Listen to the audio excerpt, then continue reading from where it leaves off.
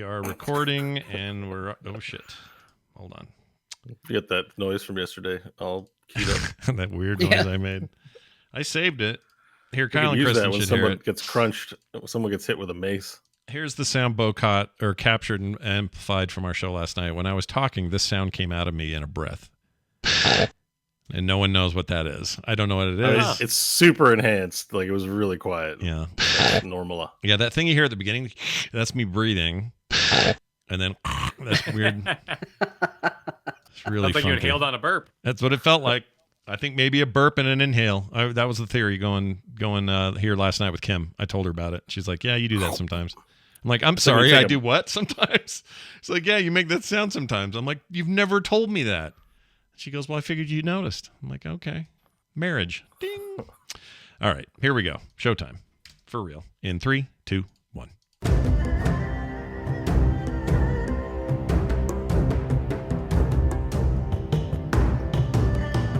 Greetings and welcome back to There Will Be Dungeons. And today's a very special day because it marks our finale of the multi-year Waste campaign that we've been doing for oh so long. I was going to go back and look at the date. Let me do that now in real time. But it couldn't be done. It couldn't be done. No, it can be done. And I can tell you right now, this was way back in January 26th of 1892. 2018 is what I was trying to say. So that was our 0 day where we put our preview up of all of our character descriptions. And then the very next day, the 27th, we posted episode 1, The Campaign Begins, January 27th of that year. So, oh, wow. Right at the start of the year. Crazy. We've had a whole pandemic between then and now. Look at that. Yeah. Almost 5 years. Yeah. Banana time. Anyway, today we see the culmination of all those efforts for our heroes of the Waste, and we're going to jump right to it. How many babies? We've had 1, 2, if you count 3. My daughters, 3. Yeah. 3 kids entered this planet. Oh, grandkids too. Count grandkids. Well, that's what I'm counting. So you got the you got 3 total. John? Oh, John's, yeah. Didn't you have 2? No. Oh yeah, no, duh. So we have 2. So there's 2. I forgot. She's only a week old. All right. So you're at 2. 2. John's Kyle at 1. and Kristen are at like 1.9. 8 ninths or something like that. I don't know. In D&D, you round up. You round up to the round up in D&D, right? Yeah. Round up. Roll with advantage. The baby's already here. Anyway, there's a lot of brand new people. So 5. Yes, 5 new people. Wait, during the campaign. 5 new people? That's not right. Roll a new character. Yeah, roll a new character. We have a whole adventuring party that we created. It's pretty intense to bring that much life into the world while you're playing D&D, but we did it. And we're happy to be here today to see how things end up for our heroes. Let's throw it to Kristen, who will catch us up on what happened last time on There Will Be Dungeons. Last time on There'll Be Dungeons, dug into a dome of differing damages, the team took their time as the parade of principals punched at the perimeters. Hope ready to reckless ride for Nash as Stanley and Varel patiently plotted. Varel eventually darted with a dildo, declaring it the menace of the moon. Well, hold on. She said dildo. The kid was like, Mom, can't say dildo. You can't say that on the air. That's terrible. I know where that's been. Anyway. All right. Thank you. This time it wasn't please be quiet. It was more M&Ms. Let's see. Varel eventually darted with a dildo, declaring it the menace of the moon, while Stanley knocked Nash with instant invisibility. Hope flew Nash up as the wall went down and the weight worsened. But the banishment was not bested. The Tarrasque turned over to its regular realm, and with it, the permanent perishing of the principal.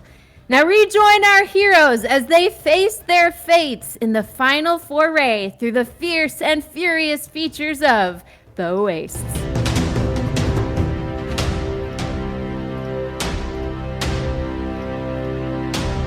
Very well done. Bo, it's back to you. Yes, we return for the last time to our campaign in the Wastes. In open desert amidst puddles of chrome and the detritus of the Fate 6 strewn across the desert, our heroes can finally relax. Their villain vanquished, they stand and look at one another for a brief moment. Amongst our heroes, Varel Rasvim Kurik, Queen Hope Akmenos, Stanley Billings, aka Valero Noth, the Soleli Prime, and Nash Maggard of the Solar Mines, and Monsoon Cabbage. Vampire Knight. He's here too. He's here too. I forgot he was there. A silence descends, except for the smoldering of the various rockets that have burnt up in the atmosphere, crackling and burning all around you.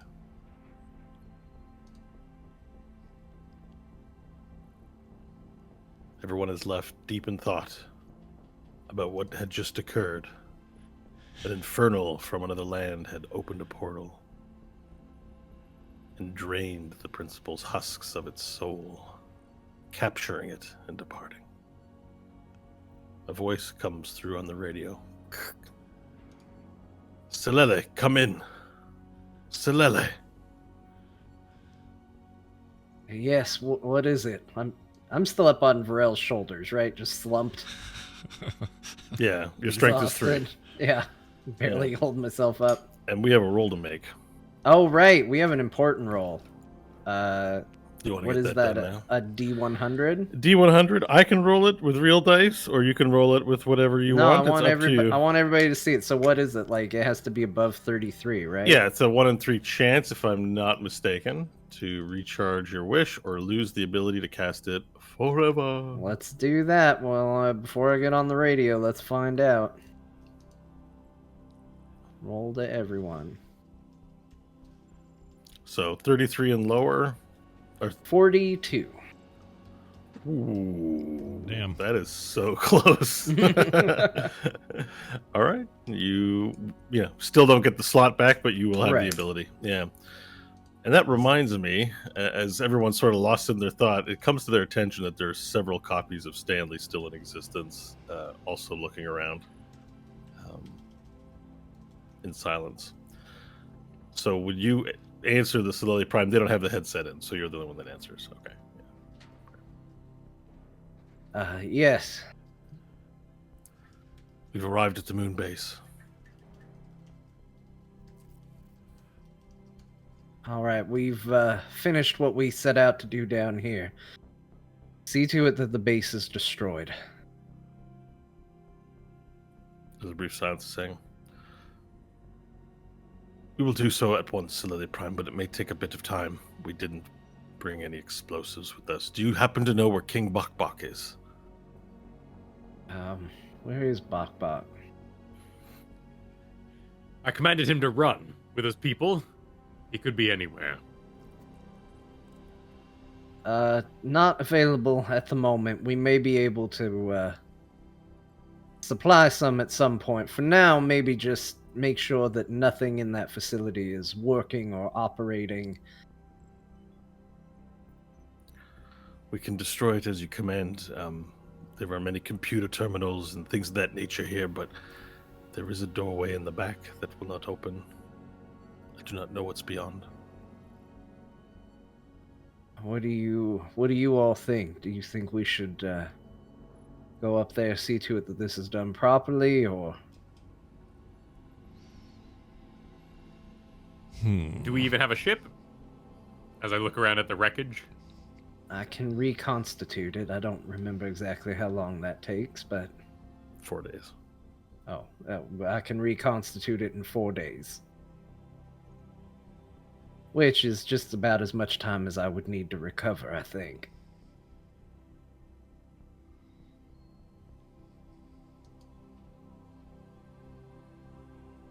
Do we have any magics to make that distance? How far is it? There's a fleet of ships. You can always command a ship to escort you there. The Belhendari ships. Let's do that. It's on the Yeah, moon. because the elves It's- just got there. Yeah. Unless you want to teleport, how far is it? It's the distance of the moon, however far that is. Oh, geez. It's Well, a moon away. That won't work for what I was thinking. I Take can get us a ship. We can get up there. take a ship. Not going to be able to be much use to you, but I'm sure you guys can manage. Let's see to your people then. All right, we want to go ahead and take a look at what's going on up there. Can you get a ship to come pick us up? Yes, we can commend one. Elhendari, this is Admiral Chrysorius. Please send a ship to... Do you know whereabouts that you are now, Stellily?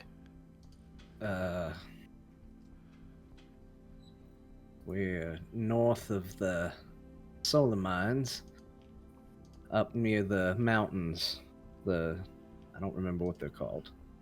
We will do so at once. And then another voice creaks onto the... Just follow the giant crater the creature left behind. It'll lead you right to us. Excellent landmark. Thank you, Stellily. Another voice is on the earcoms. Stellily Prime, this is Amantha Lodar. Our men are still standing by at the hole in the solar mines with the triangular sphere awaiting your command. I take it that we still hear your voice. It is good news. The principal has been defeated. The creature has been stopped. But I'm going to say this, and I think this is the right call. Nash, Varel, this planet is your planet. It's your home. I think you both know the consequences of if we put this in here. But it should be your call, not mine or my people's. Monsoon steps forward and says, "What about hope?" through his mask. It's our people too. I thought hope was from somewhere else. Mm-mm. Is that not true? She's from Earth. Yes. Is Hope's too. She's- But her the people tiefling- are from somewhere else. The tiefling are from off-world for sure. Yeah. But so are the lizard folk. If So we're Hope going will back. stand by Stanley. She agrees.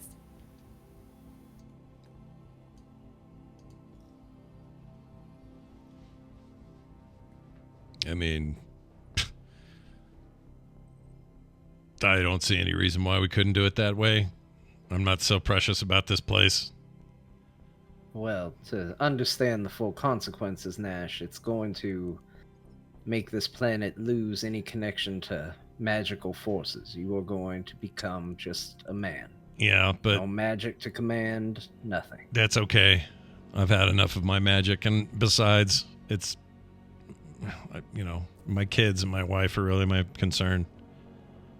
They're not even here. Actually, where are they? Are they on Mars? It just occurred to me we don't have them back home. I lost them. I don't remember where we left them. They went to Planet Nash once the war began. Oh, that's right. That's right. The people were taken to Planet Nash for safety. So in theory, though, if I went back there, my powers would be intact, right? Would they leave to because find my out. home of origin changes and then I don't have power anymore? You'd have to find out. But maybe, perhaps, if you don't choose to make Earth your home anymore, then perhaps you will retain your magical power. Oh, I got to talk to my wife before I decide anything. You don't have any communication devices that extend as far as Planet Nash. Yeah. And it'll take at least 4 days because of the Fate 6, the reconstituting of the Fate 6. I still am okay with this plan, and even though I don't know the outcome of that, the important thing is I'll figure out a way to get back to the family, and that's what matters. I don't care about my magic as much as I care about that. And you, Varel?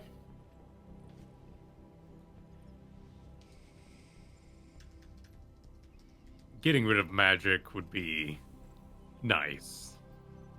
However, if Brent or Brett or damned his name is to return one day, will the people not need the magic to defend themselves?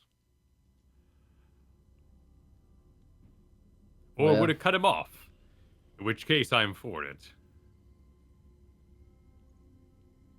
I think that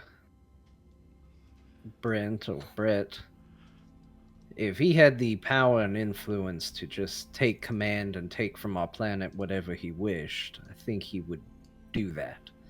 I think it's in his benefit to let the planet be. in his own words. I think he said as much. If we want to combat him, I think that that's done through the people that are going to live on once we save this place.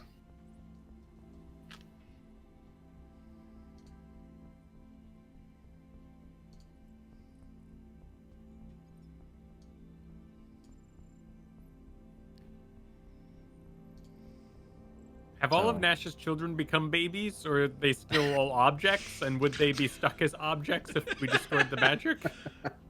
No, that was inherent to their nature. So the mana wave radiation would expire, which is what provoked this mundane planet to give people their magical powers. Mm-hmm. Certainly in other parts of the universe, magic still exists. And certainly any creatures of a magical nature, like innately, would retain that. They wouldn't expire or cease to be. Okay. It's just the ability to be a wizard and cast spells would not happen. When you're You'd still honored. When you're But if honored. you go into space, you could shoot lasers again. That would be your general understanding, yeah. Okay. This is a mundane world. It was described as such years ago in the campaign.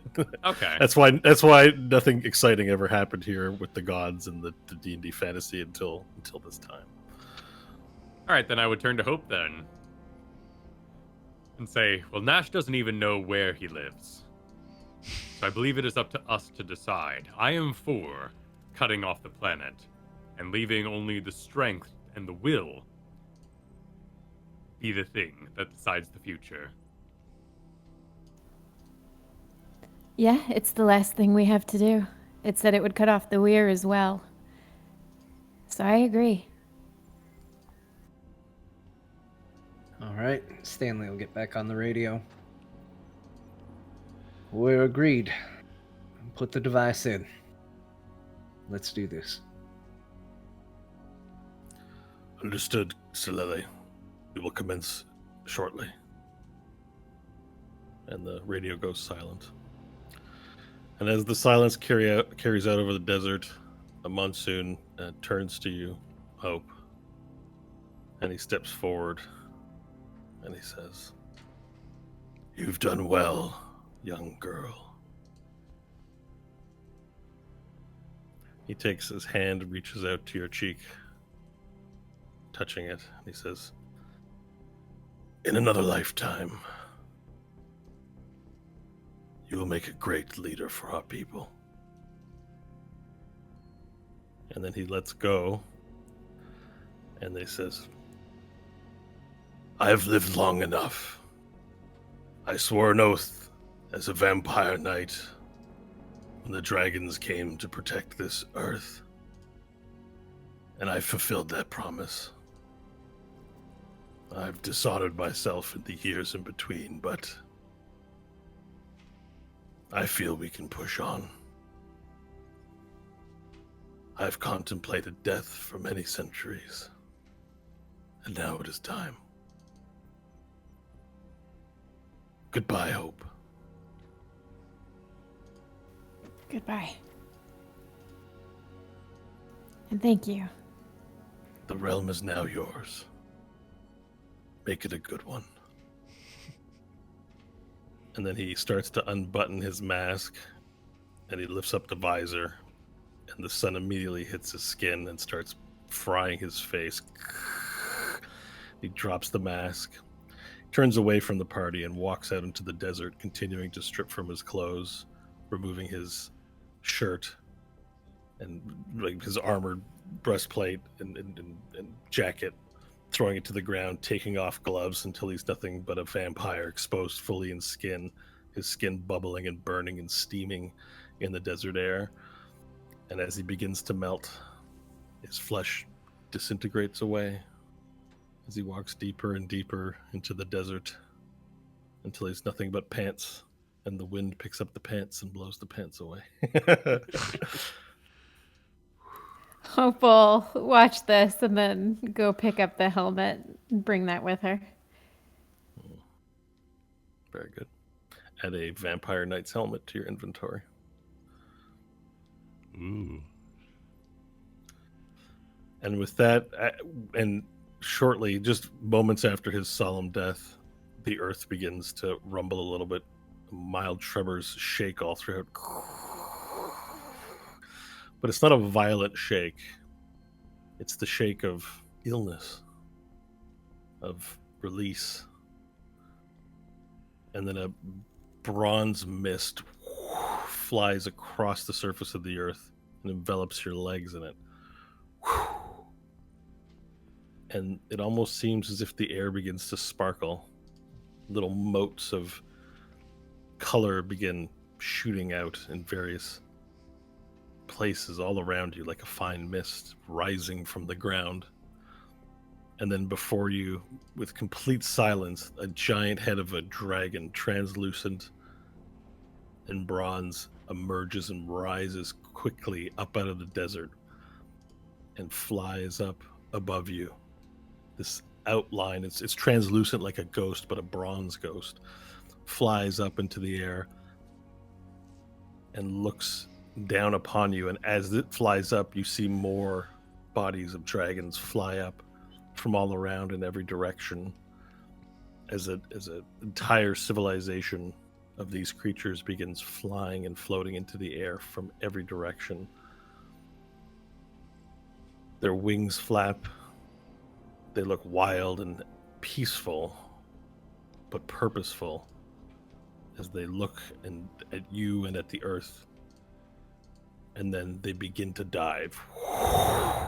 And one dives in your direction with great intensity, and it opens its mouth and breathes a bronze translucent fire upon you. And if you're predisposed to recoil, you would recoil now, for you to be engulfed in flames immediately, except it flows through you. And nothing happens, except for motes of beautiful rainbow dust starts to emerge from every direction. And everywhere in your eyes, you can see rainbows as clouds begin to form up into the sky, and you start to feel wet upon you, hit your foreheads as rain begins to descend. And with each pass, the dragons, this armada of dragons, flying through the air in different colors of bronze, of red, of purple, of blue, of green, different colors of dragons begin bathing the earth in this translucent fire. And you look down to see the result at your feet, and you see the tiniest sliver of grass poke through the desert earth as it merges through, and with each whoosh, more grass begins to burst through the ground and the rocks as if it had always been there, hiding just directly beneath. And then behind you, you hear a loud creaking of wood snapping, and then you look and you see a large tree begin to grow rapidly from the ground. And with the first, second, third, and fourth, trees everywhere begin to emerge in all directions as a dense forest rises up around you. In the distance, a large rushing sound echoes throughout the desert. And from the mountains, a giant torrent waterfall begins bursting, shooting out from rocks, breaking rocks, and creating a waterfall in the background as spring emerges throughout the planet all around you. After several minutes of the dragons flying around, shooting this translucent fire everywhere, you are now in a dense forest. And it begins to rain, and wet rain begins dropping down everywhere.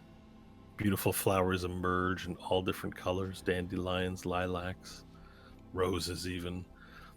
A splendor of colors everywhere, with the waterfall in the background and the translucent dragons healing the planet and bringing it back to the verdant green that it must have once been. It's a paradise compared to what you've seen before. And very soon the dragons form a dragon flight up into the sky and fly off to space, leaving you in this new environment. I will weep from the beauty, but since it's raining, no one can tell.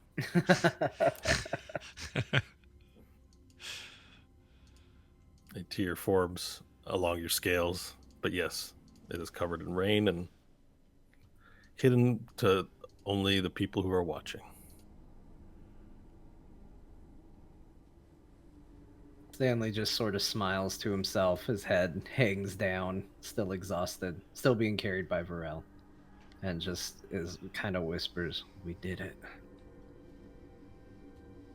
As the sun glints off my shining scales, I'll look down in my arms at Stanley, cradled like a babe, and say, "We have friend." And I will start walking, no particular direction, but dramatically.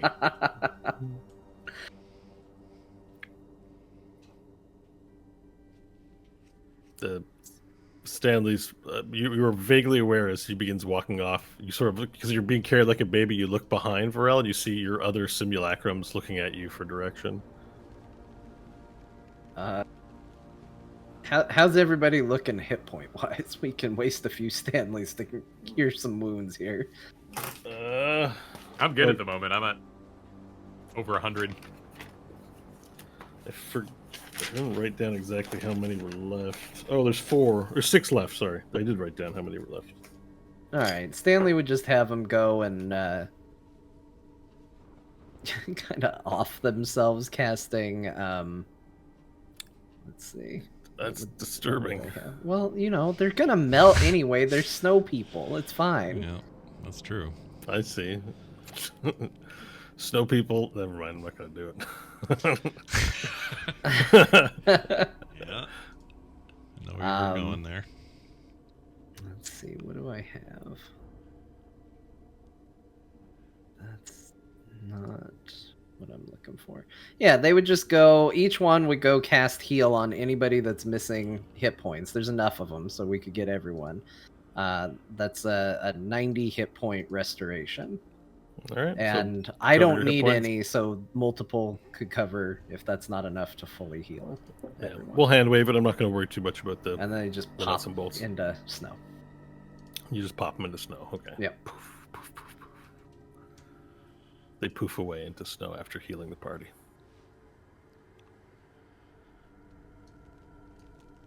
It's a messy spell, but it cleans up nice.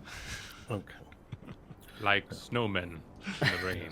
Like men of snow. And with the new trees that have emerged, you get radioed, Stanley, again. And you're like, Solidity Prime, we are here. And you hear the engine of a ship in the distance.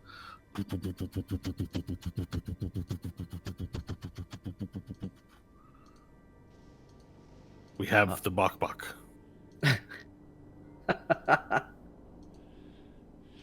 Very good. We'll be to you shortly. Varel, do you hear them? Do you see them? Let's head in that direction. I will head towards the ship. Okay, so the ship finds a clearing to settle down in, or to land in, rather. Settle down, ship. It finds a clearing to land in, and the party makes its way to the ship and gets on board. There are Elhandari elves looking battle-worn, but still ready to serve their lord, as everyone embarks on the vessel. And lifts off immediately. And Bok Bok is in there, and he runs up to Varel. He goes, "Varel, we make big boogie!" You did, my friend. You've done well, and it seems there is one more blowy to end this day. No, not last blowy. Don't tell Bok Bok last blowy. Sad. But you see sticks? Sticks growing ground! We have brought the green to this Why world sticks grow? because it is free of magic. Magic. Ugh. Yes. We have faced Magic. too much magic. Cheaters make magic. And I'll look at Nash. But then I'll look at Stanley. Sometimes Bok Bok magic can be good. But it is no longer right for this world. Magic mans make tricks on gobby families with tricks.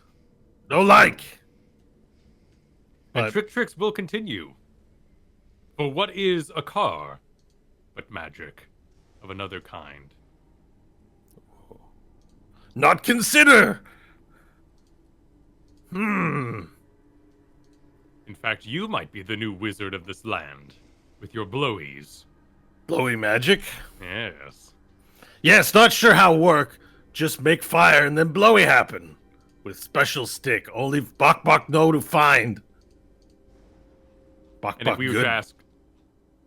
would ask Nash how his magic works, he would explain it the same way. Let's ask. Nash! Mm. Nash Maggie of the solo mine. Yes. How you make magic?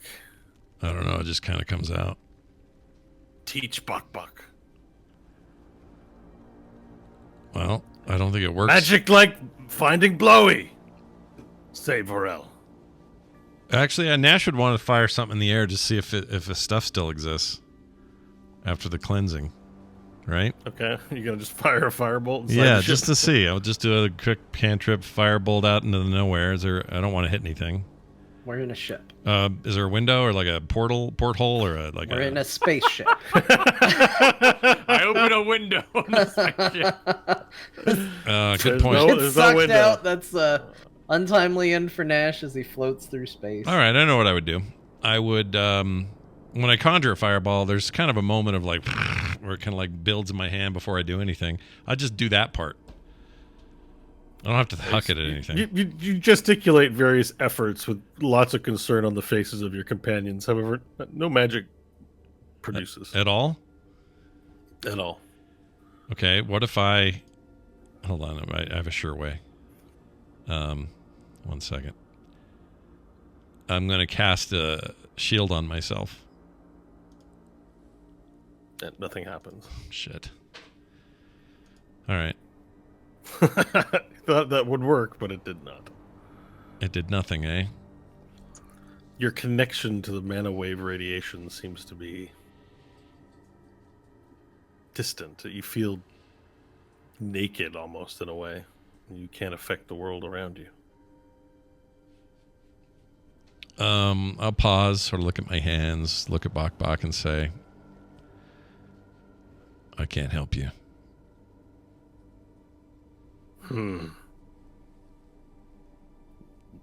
Cause no want or cause no can. No can. Kind of don't want, but definitely no can. Pharrell looks. Buck looks back at you, Pharrell, and says, "Nash say no can." No longer. Yeah, Not on this planet. at the moment. Why, you sick?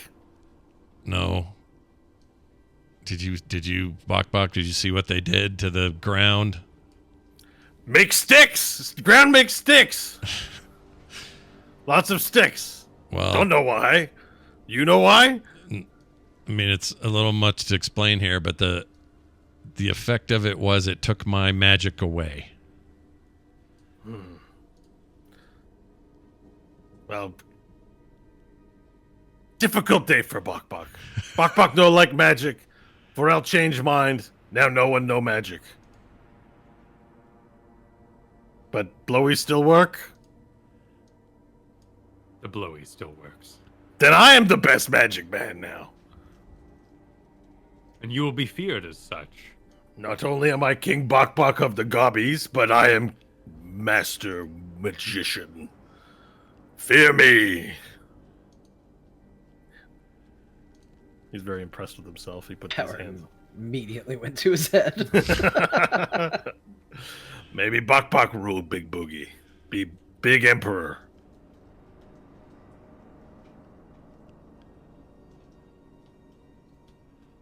We'll talk, Bok Bok. I go bathroom. And then he walks and goes to look for the bathroom. And leaves. Okay. He certainly learned some big words. All right. So the ship, there's a little message on the intercom. Cellular Prime, we are approaching the moon. All right, get us to the facility. We'll take it from there. Okay. So, it is the viewport in the front is accessible. You can see at the cockpit. And so from that remove, even from your distance, you can see that the ship is approaching a large, gray, barren atmosphereless rock in space. It descends into a crater that's filled with shadow. And you see there's a few other ships at the base of this crater. And at the bottom sort of corner, there appears to be a pit with a cave and a doorway that's been wedged open. The ship lands. All right, you may disembark.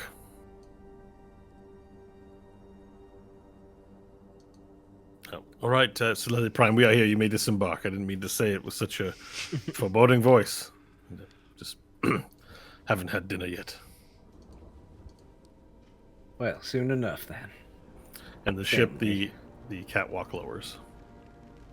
With a great effort and groan, Stanley gets up and starts making his way down the ramp. Okay, perfect. You make your way down the ramp and you find the atmosphere breathable. Even though it looks empty, and the party is able to disembark from the moon onto the moon. And so the first thing you notice is that the gravity is quite light. You can just even feel it everywhere, that you're sort of a little bit floating. As you take your big steps, your legs seem to just lift in the air much easier. And you make your way towards the cave. Now, the cave actually has this sort of doorway that's been wedged open, it looks like. There's devices wedging these two large concrete slabs to either side. There's an Elhandari elf at the doorway. Motions you in. This way, Solili. And as you move through the cavern, you begin to notice that there are bodies strewn in rock. In the same way that you saw beneath the solar mines, except rather than flesh, they look made of the moon and stone. And as you progress further down this cavern with bodies, it looks like a Renaissance painting, like people are like in poses or swimming all through the different, there's like this tapestry of people swimming, but depicted in stone. And as you move down to the end of this cave, you enter into a large chamber that becomes metal and chrome. And you see circled around 13. The best way I could describe it would be like a technological crypt. Like it looks like an empty coffin, like square slab, like a sarcophagus. Everything looks opened, and there's all kinds of devices. Like there's these, plastic tubes with liquid moving to these slabs. There's metal machinery all across the ceiling, including what looks like arms and things that might move. And in this room, there's a squadron of Elhandari elves, and they're looking towards the back of the room, where there is a doorway that they can't open. This one made of chrome, with seemingly some control panel embedded into the door, in a place like a hole for something to be inserted into, about the size of a wrist. And Admiral Chrysorius is among these men, and he approaches you with his helmet on, and he says, "We've been unable to enter into this inner chamber. Now, with the explosives you brought, we have no problem tearing this asunder, but we should fully investigate what this place is before burying it in case our enemy is not truly defeated. How do we know the enemy's truly defeated?" Well, from what we've read up on liches, and it could be that maybe the principal was an exception, but there's an item that they call a phylactery that needs to be destroyed. Until it's destroyed, he can always come back. Very well. Then I don't... Admiral Chrysorius looks about the room. If there was a phylactery, what would it look like? I see nothing in this room that... could it be in this room, even? How do we know? My guess would be he would keep it as secure as possible, so I'm in agreement. We should explore fully. The question is how to get through the door. Chrome has traditionally shown itself to be highly resistant to heat. Nash, can you confirm magic is still not working for you up here? All right, I'll try casting light, the cantrip light, on whatever is left of my or my vegetable peelings in my pocket. You attempt to cast the spell light, but nothing but a little fart gets released. It's kind of magic in a way. You know? Was that what you were intending to cast, Nash? No, this is supposed to light this thing up. Let me try it again. Does it again. I'm like, no, this is. I don't think so, Stanley. I think I'm neutered here. Your baby arm also tries to cast something. It doesn't work. It sort of its own volition. Normally you have control over, but of its own volition, it sort of pokes itself out of your cloak and attempts. It looks like it's attempting to cast spells, and nothing happens. Okay. But in the past, Nash, and I believe the principal even said as much, your aspect of being part dragon is a part of you. Like your underwear DNA. Can you float? Can you fly here? Does that work? I'll attempt that. You find that you can float. Okay. Yeah, this works, but we kind of knew it would because it's part of my, my being now. Well, you have always been part dragon in part of your being, and we need the acid aspect of that. I know you didn't manage it in the fight with the principal. I know you were training before we fought the World Breaker, but do you think you can concentrate and call forth that power now and melt through this door? I mean, I can try. Don't forget the dragon part was removed some time ago, and now all I'm left with is whatever works still. So I'll try to conjure acid splash bow like I did the other without actually using it on anything. I just want to see if I can conjure it up. Nothing but farts. Not the spell, Nash. The dragon. You and your dad were practicing this. Well, I can try, and I'll hunker down and try to transform. Like I always did. How much effort do you put into it? I mean, on a scale of 1 to 10. I'll give it an 8.5. All right, make a Constitution saving throw, please. Okay. Give me the result. All right, incoming. Here we go. A 28. Okay. Well, you almost you feel like you're about to destroy your innards, but thankfully you prevent yourself from doing it. Nothing happens. You don't change. But you do hear your shoulder mouth go, ah! Stop! Stop it! I'm glad all these useful parts of me still work. I'd say, well, there you go. What are you doing up there? That's really uncomfortable. I go, Stanley, you're just kind of rubbing it in. I don't work anymore. And I would put up my hands and do a bunch of firebolt summons, and all it does is make me go in front of Stanley. Stop doing that! Stop! That's uncomfortable. You're like doing shoulder kegels, and it hurts me. Stop it. Shoulder kegels. Yeah, no dragon, no. Look, that main head Nash. Wait, head Nash, that's me? Yes. Wait, what's going on up there? Why is it so cold? Just chill for a minute. Everything's fine. We're just working out some stuff. Look, I can't help but eavesdrop. I know you got your own thing going on up there, but maybe we could talk a second. Okay.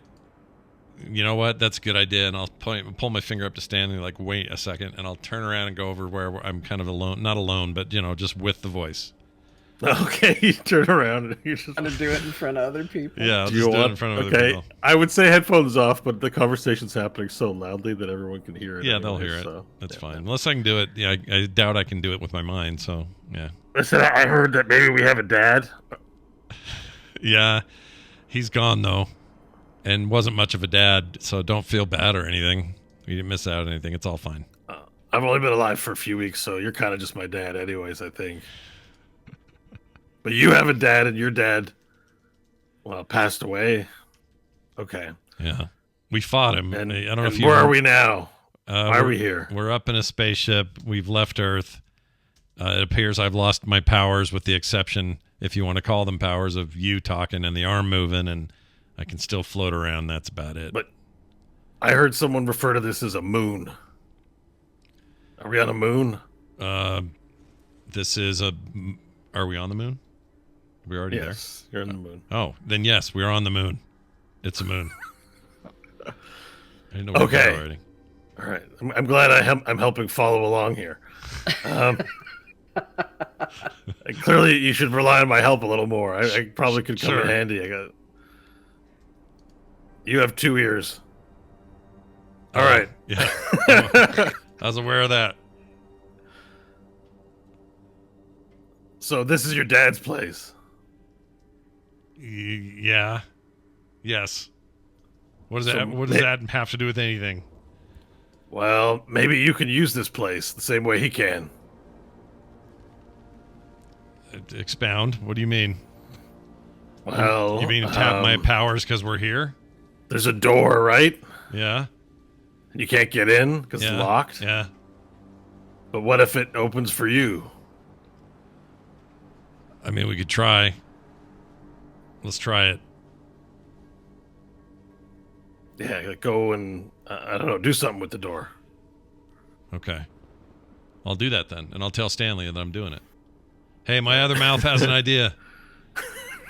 Does it? What did it say? It says I should try to see if that door will open for me. Like it would feel have like for. maybe we should have adventured with your other mouth. Well, we're all part of the same package, so there it is. Let's give it a shot. I don't know. I have no idea if this will work. All right, you walk up to the large chrome door. It's very big. It runs up 20 feet, let's say. It's this large sort of hangar bay door, it looks like. But it has the bodies, the border of it has people swimming all around in the chrome, like as a tapestry. In the center of the door is looks like a panel. It's darkened, and there's a hole, but the size of a wrist in the door. Okay. It's black inside. You can't see in there. Size of a wrist. Well, I'll put my hand in it then. One sec. DM is So up. the DM failed the save and floated away. Oh shit! You all right? Yeah. What'd you lose? Sorry, there? spider attack. Oh, jeez. Got to take care of those. Oh, but look at how well he kept his cool. Yeah, on you did stream. good. You don't like spiders. Yeah, I just instantly got up and murdered it the moment I saw it. That's keeping my cool. Yeah. All right. So, yeah, where was I? Okay, you put your hand into the door, Yes. and the screen something grabs your hand, and then you begin to feel little things poking into it, and it's painful. The screen lights up. Yeah. And you hear, and there's sort of this picture of your hand as it's being analyzed in the wrist hole. And then a voice echoes out. Attempt to enter detected. Analyzing. Analyzing. Does it still hurt? It's like Dune. I got my hand in the box. Yeah, Okay. it hurts. Yeah, it's hand in the box style. Make a saving throw. Make a Constitution saving throw. Okay. 26. You do not scream out in pain. As it pokes you, and then the voice says, "Principal byproduct recognized." And it shoots out your hand. It shoots out your hand, and the door unhinges. And the gate begins to slide open, or the doors begin. The hangar bay doors begin to open. Okay. And your shoulder mouse says, "Did that work?" Yeah, it's opening. Sounded like it worked. Great. Great idea. I'm hungry. Mouth. Oh, really? And I'll drop a potato peel or a vegetable peel down his mouth. Yeah. So your shoulder's like animating on the side with the chewing. And as these doors open, it opens up to a large chamber, circular, all around, and all along the walls, in the same way as you saw in the basement of the solar mines and under the underground, there are all these faces strewn in the wall. Okay. And all the faces are made of chrome this time. Are they moaning and doing like they did last time? They're not animating, they're still. Okay. Everything in this room is deathly still. In the center of this room is a platform that's raised, like center, as if you could be sort of on stage for the onlookers of faces to see you. Okay. Did everyone follow me here, or am I on my own? You haven't moved into the room yet. But are you guys all out just outside there with me? The party's with you, and the Elhandari elves are here. All right, including well, Admiral I'll turn to Chrysotis. them and say, well, do we want to go in? Yeah, we've come this far. Burrell, you're good. Let's end it. Stanley? Mm-hmm. All right, we're going in. And I'll lead the way since this is letting me in, so let's go. All right. The party moves in, and Admiral Chrysotis says, "Do you want us in there as well?" Yeah. Maybe, how many are there with him? There's a unit of about 20 or 30 in this. I would say in the maybe crypt. leave a couple out, or leave a couple outside the door, just guard things, keep an eye on stuff, and then everybody else maybe come in. We could probably use the backup. Stanley gives a nod behind Nash's shoulder to make him Yeah, I can't give orders. let him tell you what to do. It's fine. All right. So you move in, and you bring in your elves with you. They stand by the doorway, and you're in the room. There's a raised pedestal in the center of the room.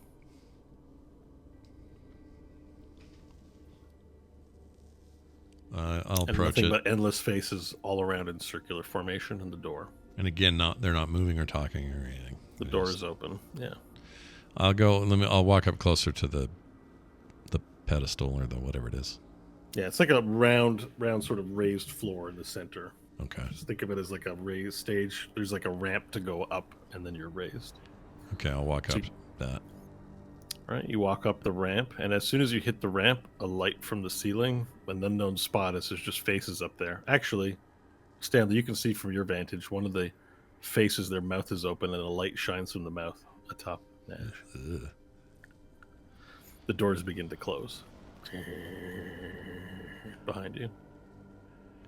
Slowly, but they begin to close. Does anyone do anything, or do they remain in the room? Hope's gonna stay. Yeah. I'd say Stanley should have one of your dudes stand in front of the door and see if it stops or crushes him. I don't want to kill him, but maybe he can. That's a terrible idea. No. It's just one of like 20. We won't miss him. Nash doesn't actually say any of this.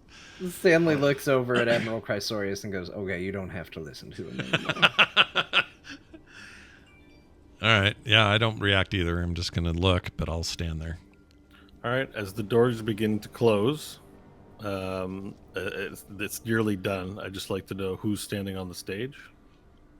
Is anyone else going to join Nash up on the stage? No, that's Nash business up there. Yeah. Okay. So as the doors close, the lights dim, and from the point of view of the party, Nash disappears.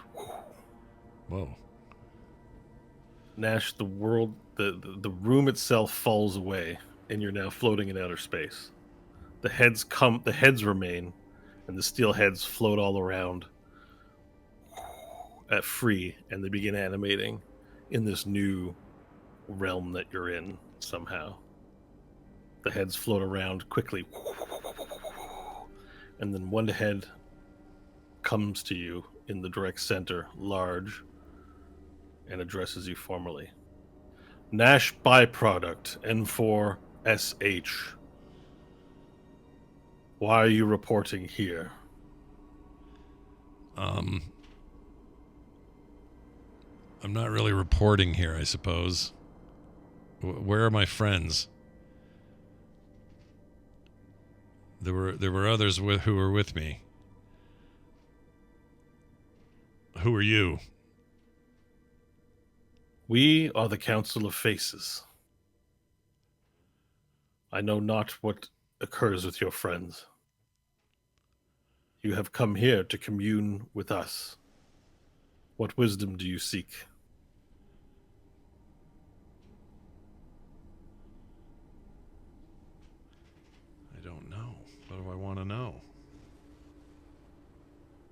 Why did we send Nash? Yeah, I'm a terrible person to send for this. I would You can inquire. do it, Nash. I would you can do it. We believe in you. We let you go up the ramp by yourself for a reason. Now's your time to shine. I'm gonna inquire. Further inquire what I'd say. What kind of information can you give me here? We can provide you with direction on how best to defend humanity from the extra species threats that face it. Well, there's a great question right there. What do we do to do that? What threat remains? The planet has been infiltrated by infernals, and those infernals have brought many races to our planet. Our objective is to extinctify them all through the use of any means necessary. We can provide you with a course of action based on our collective thought. What wisdom do you seek? That, I want to know that. What do we do? Give it to me. Give me that. Give me whatever tools I need. Please report the status of the principal being. Oh boy.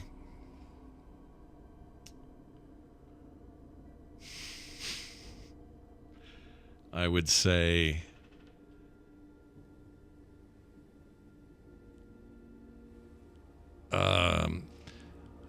his status is currently unknown.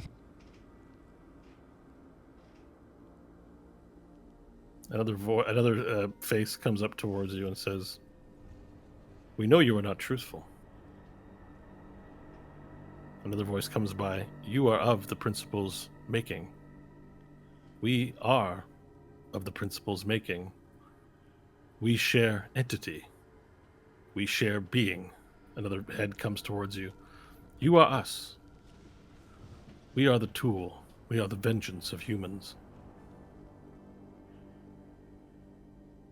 What is the status of the principal being? Well, here's the honest truth. I don't know for certain, but I think we destroyed him. Or at least... Calculating. Yeah. We are calculating. Please repose a moment.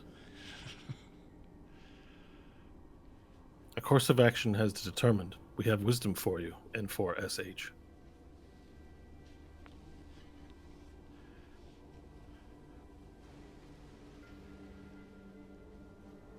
Are you ready? I'm ready. Give it to me. A new principal being must be designated. You have been chosen as this being. Another head comes around you. You will carry out the will of the Council of Faces. You will protect this planet from its enemies. You will protect this planet from the gods who would use us as playthings. The Council of Faces has willed it. In our contemplation, we have protected ourselves. And different faces are telling you this as they fly around and give you different information sort of swirling around. Yeah. The gods use mortals as their plaything. We are of the old earth. To protect ourselves, we downloaded our consciousness into computers. And then we made Chrome computers. With this computing, we have protected ourselves. But we have no agency in the outside world, and thus the principal protocol was created. Our principal is no more. A new one can be created. You will now become the principal. Do I have any choice in this? You do not. And immediately you can feel your being change. And then from the ground, your feet begin to get swollen up into chrome.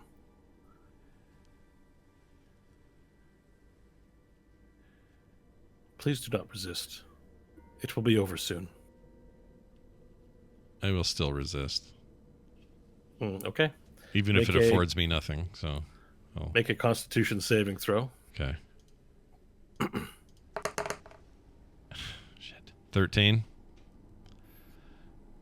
Please do not resist. The wisdom of our race will be yours soon. and your body begins to fill up with chrome. Does it hurt? It doesn't hurt. It feels powerful. Does my other mouth do anything? You can feel your cells being rewritten into new pieces of cells. Your mouth goes, what's this about being a principal? I don't know what's going on. I don't know any of this. I just got here. I don't want to die. You are being rewritten. Please be peaceful. And within seconds, the process is done. Your body shifts around before you can even blink. There's no pain. There's just a feeling of being rewritten. A feeling of being power, being something different than what you were before. You've grown in height. You look down and you see a chiseled chrome body.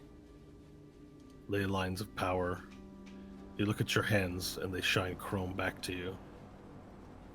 The lead face in the Council of Faces, a soft, womanly face, approaches your face and says, "It is done. You are now the principal being. Your task will now be to bring the power and light of Chrome to the world. Failure to do so will result in your rejection. We require compliance. Do you comply?" Okay, my question is to you. Do I feel changed, I feel all this stuff, but do I feel compelled to say yes regardless, or do I have agency to say whatever I want? You still have your free will, but you feel your psyche being rewritten. You feel your being repurposed. You feel like you're losing yourself. I would say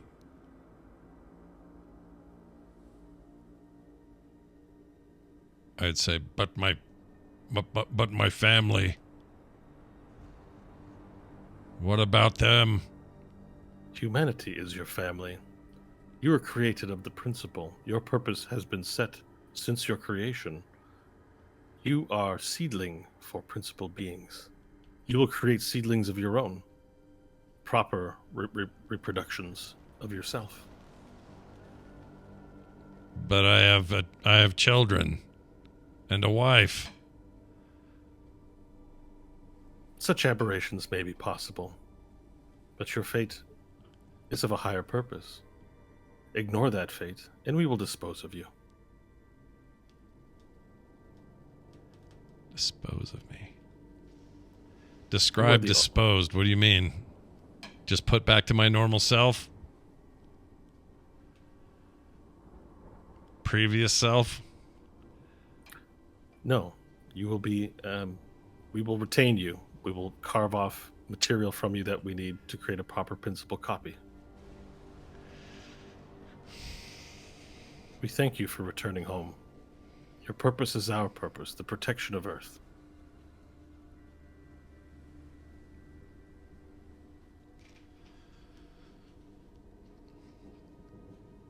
What assurances do you have? What assurances do I have that this is a noble thing for me to do? Like, how do I know this is right? You are our agent. It is for you to decide how you will carry out our will. We grant you our power. So I have freedom to carry out your will. That isn't really freedom. That means I'm beholden to you and your needs. We are not your master. We are you. We are a collective memory of the humans of Earth. You are our avatar. You are our champion. You are the progeny of the principal whose purpose it was before him. You will carry out our will. It is not one of servitude. It is one of destiny. We have shaped your destiny. But we do not control your actions. You are our actions.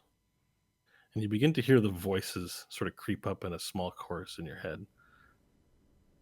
Little motes of whispers, suggesting things. But you can't make out the exact words. And the voices are coming from your body, from your hand, from your arms, from your legs. One thing is certain, you are the principal now. Am I all buff and stuff? Like formidable and large and all that? Yep.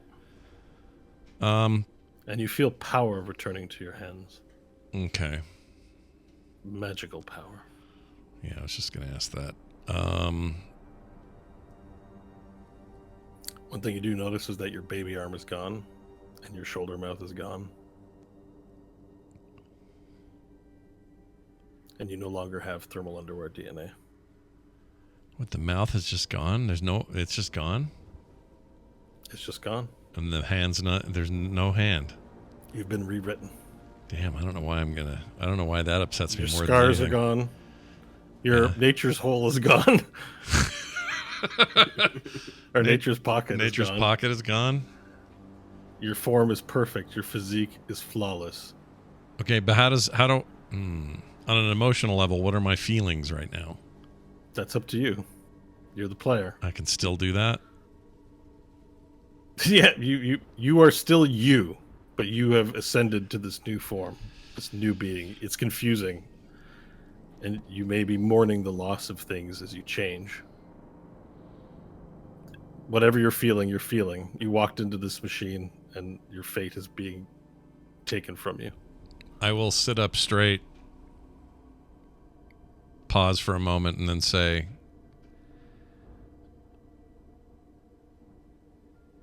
I accept this fate. Return me to my friends. Seek out our counsel whenever you need it. Ensure the protection of this chamber. Our wisdom is that you kill everyone so that they do not know the secret of this place. Whoa. You're saying I need to kill those I came with? They have the potential to ruin us, ruin our purpose. The secret must be maintained. Okay, quick table talk. You're saying, though, I still have the freedom to choose whatever I want. I'm in You're this an autonomous form. being. They don't have control over you, okay? You can do whatever you want. But they are currently telling you... They're both telling you what to do, but they're not your master, if that makes sense. Yeah. Okay. It's not... And right now, you're kind of in their clutch, so... Yeah. But you don't know to what extent their clutch might extend. You don't know what's going on in some respects. This is... Here's what I'll say. I'll say...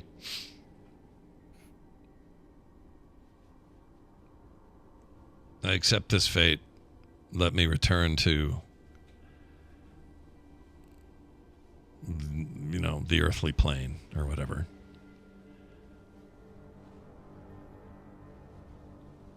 Very well, Principal. Please come and seek our guidance whenever you should need it. We have wisdom dating back millennia of humanity. Quick understanding on this. When I need to talk to you guys, I do it on this platform. That's the connection. Yes. You may commune with us here on the platform. Okay, got it. Send me back.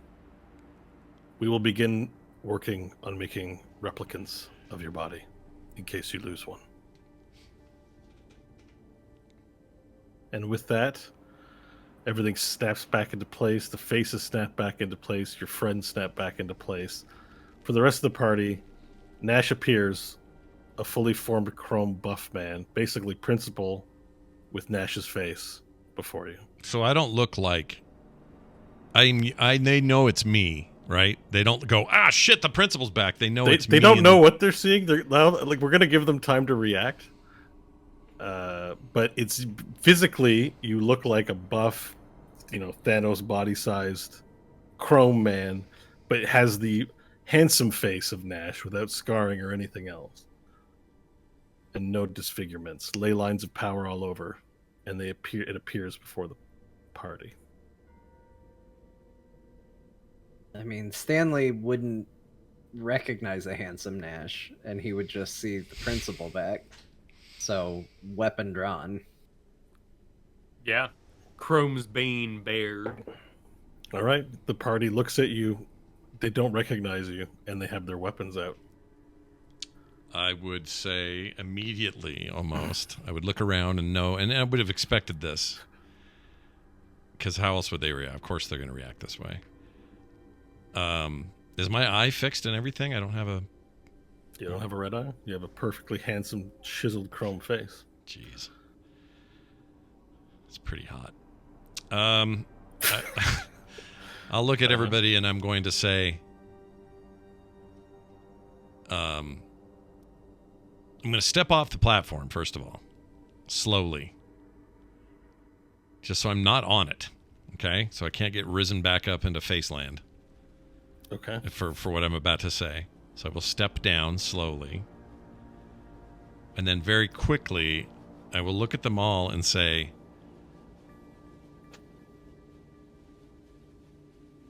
"It's me. It's Nash. Run from this place. Go. Now," I'll say, with all earnestness. All right, let's take our mid-show break there. Okay. Nice. And we can get our reactions to this when we come back. All right. We'll be back soon, everybody. I don't even know what to say, so I won't say anything. We'll be back soon. Don't go too far. We'll be right back. At the start of this whole other thing, but, we're going to wrap it up. Sorry, that ambience was kind of loud. Yeah, we were like, hey, how's it going? Sorry. Oh, I usually... the music's really changed in this nightclub. I usually deafen it, and I forgot to do it. Oops. Someone should make a nightclub like that, where instead of just like dancing music, it's just foreboding. I like it. I like that idea a lot. I was telling Bo that right now we have a pretty bad thunderstorm all around us. Whoa. So there is a slight chance of power or internet going out on my end. We have plans that if that happens, I'll be watching via my cell phone and can message as important as I can, and maybe maybe we figure something out if it comes to that. But yeah, we'll figure. I don't think it will, but we have had a storm knock out our internet and power before, so just to be on the safe side. How rare are those for you? Do you get them a lot? We've only had it once since being in the new house, and then a couple it was a real big strike and power flickered, but we've only had one real big outage. Dang, dude. We have time for Dark Tide after today? Well, I have dinner with I just found out the baby's coming tonight, but I think there'll be time because they have bedtimes pretty early, so I'm thinking I could play tonight if you're down. It would have to be tonight for me as well, because I have to watch the baby while my wife builds a bed. Oh, and I got accepted. I should mention that, so I can totally play it. I got to download it. But... Nice. Yeah, same. So John's under the same boat as me. It sounds like, although in our case they're just visiting, but we're having dinner over here. So as soon as they're gone, which again they can't stay up all night, so chicken dinner. It didn't take much. All we did was call them and said, "Hey, how's you guys doing? Okay? Need anything?" And they said, "Can we come over for dinner?" Like, all right, why not? Man, I wish it wasn't such a drive for my family to come help out. Like, it does make a difference. It really does. It didn't used to be, but also the pandemic was at its height when that was the case. Yeah, the pandemic has now its way. Things are lightening up on that end, and now we're an hour drive away, which is it's a chunk, man. Yeah, that's a lot. Nobody likes that. All right, let's see. We've got Kristen returned. Coffees are almost done. No worries. Coffee. Sounds so nice right now. Rainy day, coffee. You have a rainy day? Yeah. Nice. Yeah. Weather. It's cozy. It's happening. We've been in the 80s and sunny. It's the oddest fall I think I've ever had in the Pacific Northwest. Because usually by now it is all rain all the time. Yeah, late October. Shouldn't be like that. I know, we did the fair a couple days ago, and I had this thought when we got there where it was like, I bet, because I think the fair happens at roughly the same time every year and always has. Yeah.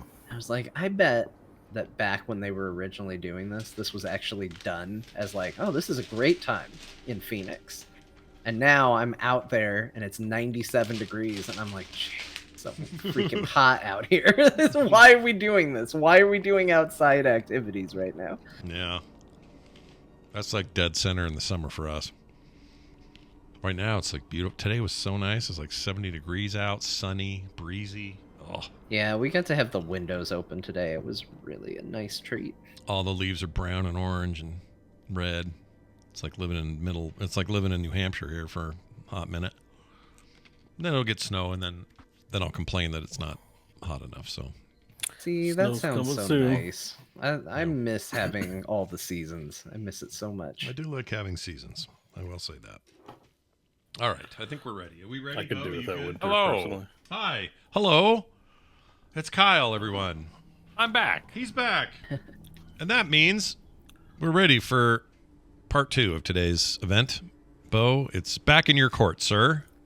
Yes. So, Principal-shaped Nash appears before you, stepping down from the stage, and he says to leave this place now.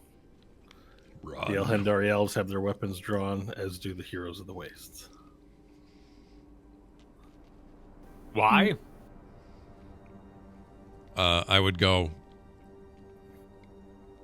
Basically, well, here's what I would say. I'd say it was a little bit of a trap. They've turned me into this. They want me to kill all of you, and I don't want that. Leave. I don't know what I'm capable of or what this place is capable of. And I can help blow a hole in that door or whatever, but you've got to go. We can hook up later if possible. I don't know, but this has all gone bad. Nash, Nope. where's the phylactery? I don't know.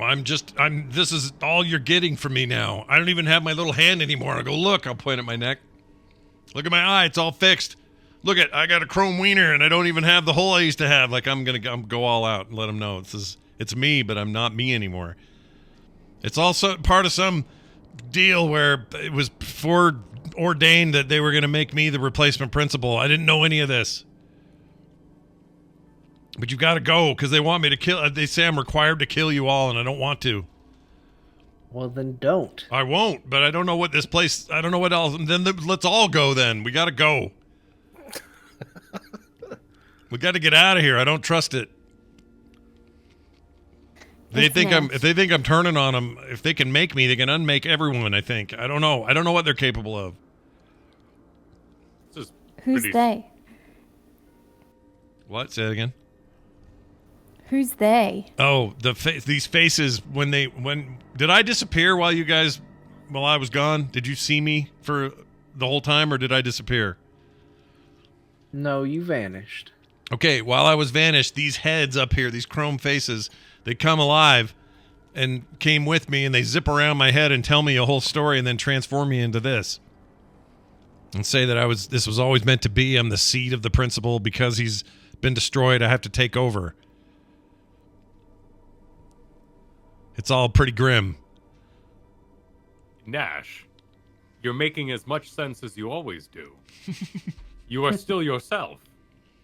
Your fear of this place is only because of your father, who is dead. End this place. Free yourself. Why should we abandon you? Well, I guess you don't have to. I don't know what this place can do. I'm nervous about its defensive capabilities or how it will react to me rebelling. I mean, it's already too late. I've rebelled. I told them I'd come out and do what they said, but it was just so I could warn everybody. Is the place showing any signs of like freak out or shaking or any kind of like defensive mechanism or anything? The place is quiet and derelict. The faces all stare out at everyone. But you do notice something. You notice that you have a connection to this place. You can feel it feeding into you. This place is you. Oh, weird. Well, then I command me and it to open the door. The doors begin to open behind the party. All right. But a thought. I think I did that. Let's go. Well, we can't leave, Nash. This place needs to be destroyed. Yeah, but not from the inside. We'll all die in it. Why do you want to do that? Let's do it from the outside. Well, how are you going to do that from the outside? I have all the powers of the principal, and I have a feeling since I can tell that door to open, I might be able to just tell it all to F off and fall into itself or something. But I can't do it while we're all in here. Doesn't make any sense. You're a bunch of flesh still. I'm a chrome man. I don't know what this place would do if you guys got all mushed up in here. No, I'm not asking you to do it right now. We came here to blow this place up. Let's set the explosives. Let's do what we came here to do. We don't have to go running outside right now. All right, fine. I'm going to wait out there, though. I don't like it in here. It's claustrophobic as hell. I'm going to go outside. Set the bombs. You can do that without me. Thunk, thunk, thunk. Nash's heavy steps just dunk, dunk, dunk, dunk, dunk as he starts stomping outside. The Elhandari elves look anxiously towards you for command. Look, you don't have to worry. That is clearly Nash. I had doubts until he opened his mouth, but there is no doubt in my mind that that is Nash at this point. Let's set the explosives and get out of here and see what we can do. And let's avoid that stage. And I'll say behind my back, absolutely, Hope is right. That thing sucks. And I'll just keep going out. Okay. All right. So everyone is going to lay explosives everywhere throughout the facility. Yeah. Okay. So within about 10 minutes, everyone, let's make a... is there a roll we can do that for the effectiveness of it as everyone works on this? Except for Nash, who's stomping out.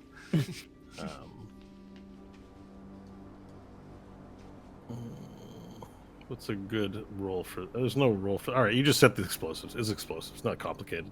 You start putting them around. I was like, let's make a roll for the effectiveness. Like, no. Somewhere a demolitions expert heard that and went, well... Yeah. So you place everyone, including the Elhandari elves, get to work with the supply of explosives provided by Bok Bok, who's still aboard the ship. Who didn't come out here. Begin to set explosives. As you stomp out onto the atmosphere of the moon, and you see yourself in the deep crater, Nash, Bok Bok descends from the catwalk of the ship, going, "Wow, big chrome man." It's me. It's Nash. I'm now made out of chrome. Don't worry about it, though. How do you do that? It's a long story. Bok Bok, I'll let Varel fill you in on everything. Don't worry about it. Stay here. How poo-poo? Oh, how do I poo? I don't know. I haven't had to since this change. Okay. And then we cut back to our party who's placing the explosives. Anything else you want to consider before exiting this place?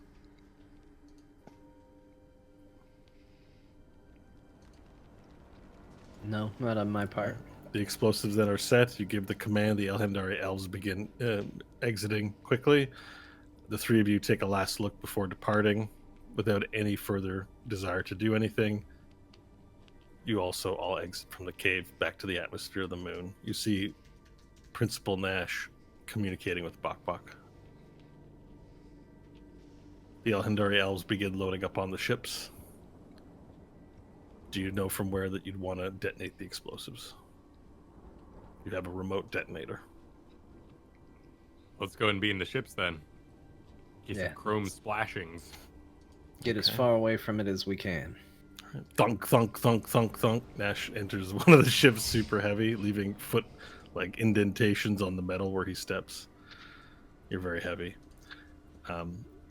You all enter aboard the ships, and the ships begin to slowly rise. Do you know at what point, who wants to have the honors of blowing up the explosives, and when do you want to do it? Pass it to Nash. If he can blow up his own base, then he's a free man. Okay. Nash would be happy to do it. Okay. So the ships begin to rise, and at a certain point, you look at that sort of cavernous hole in the moon's surface. chrome finger hovering above the detonator, and with a gentle click, you hear like a low sort of echo out its space, so the sound is very muffled, and then a explosion of dust. You don't see fire, you see sort of inverted, sort of this inverse kind of like vacuum suction as it goes, and then a giant shower of dust bursts out of the cave. And your form begins to melt in place. Melt. Like am I underneath it? No, you're in the ship. No, I mean, connection... I'm saying that you're saying I'm starting to melt, or you're saying the form of the. Am I melting? You're melting. You begin melting into something, or just melting into a puddle of chrome. Oh shit!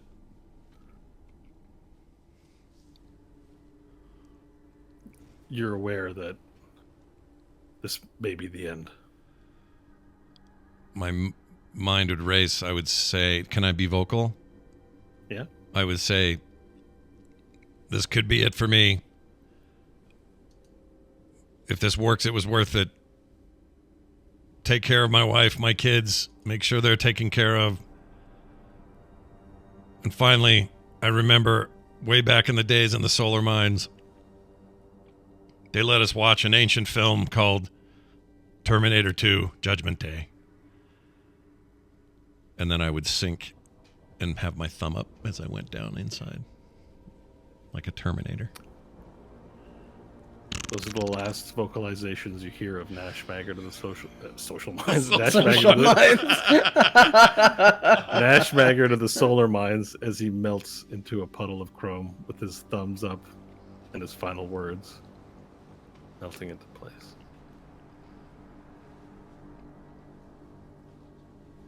All right, get up, Nash.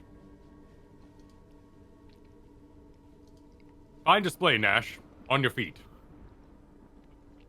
Is there any consciousness there? Anything at all? No, you've expired. Stanley goes over to the chrome puddle. Is it just a puddle? There's nothing in there except chrome? It's just a puddle that's begun to harden and turned into a mound at the surface of a Elhendari spaceship. Before it hardens, can I collect some of the chrome? Yeah. It'll harden into whatever you put it in, or maybe into your hand. Okay. Do you have a container to scoop it in with or something? Yeah, I'm looking real quick. Let me just see what's in my inventory here.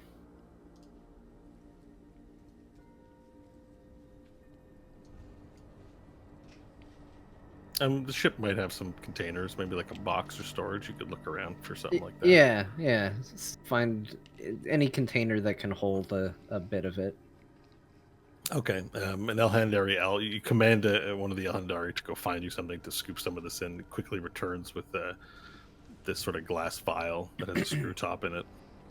Hands it to you. Yeah, collect. Okay, you scoop up some of the chrome, put it into the vial. It hardens into solid matter inside the vial, and you've screwed a lid on. You now have a vial of some of Nash's chrome.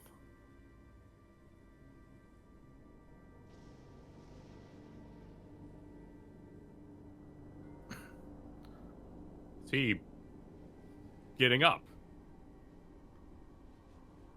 I don't think he is this time, Varel.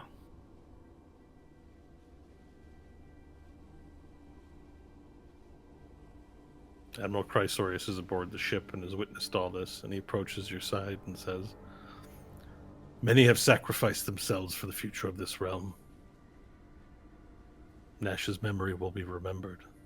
We will honor him with song and monument."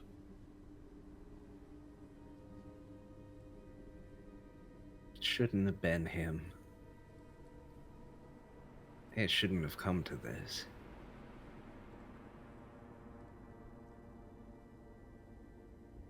This was just supposed to be the victory lap.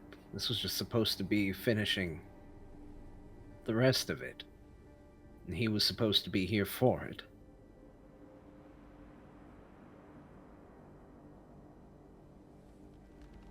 It's not acceptable. Well, we Stanley, still have to drop off the chrome to Planet Nash. So who knows what we'll find there, right?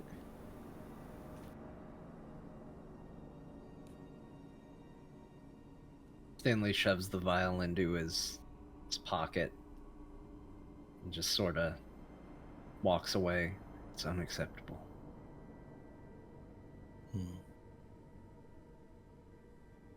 Before you can walk away, Admiral Chrysaorus puts a hand on your shoulder and he says, Silele Prime, I know that you are saddened by the loss of your companion, but we have won a great victory today.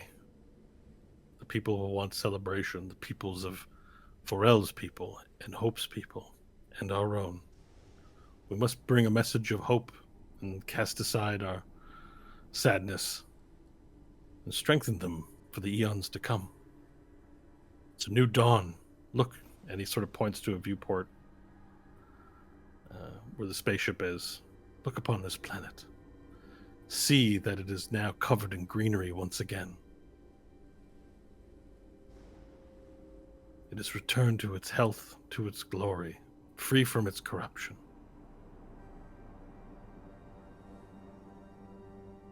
Let us write a new fate together.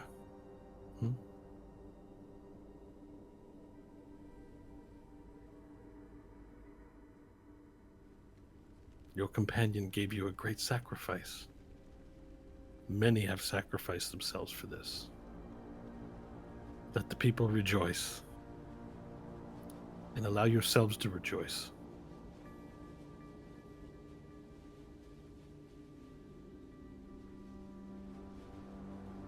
Stanley will give kind of a half-hearted nod and then move past them.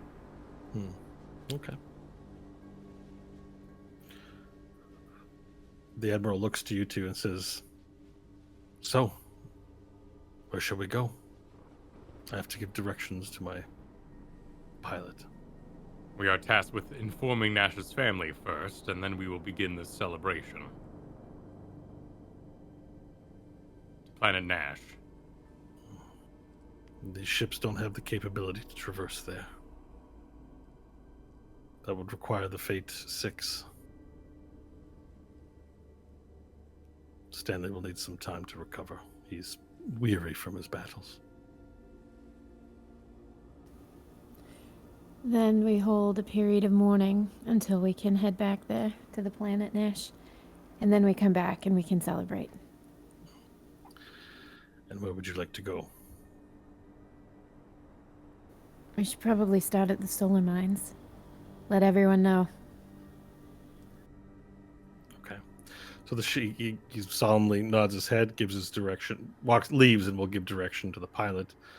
And the ship is brought to the solar mines once again. There, as you descend, the peoples of the various armies you've collected are encamped, encircled at the center of it, engaged in various operations for recovering materials from the site, shutting things down. There is somewhat of a camp for the residents of the suburbia who've been recovered. There's a large population of humans that lived here.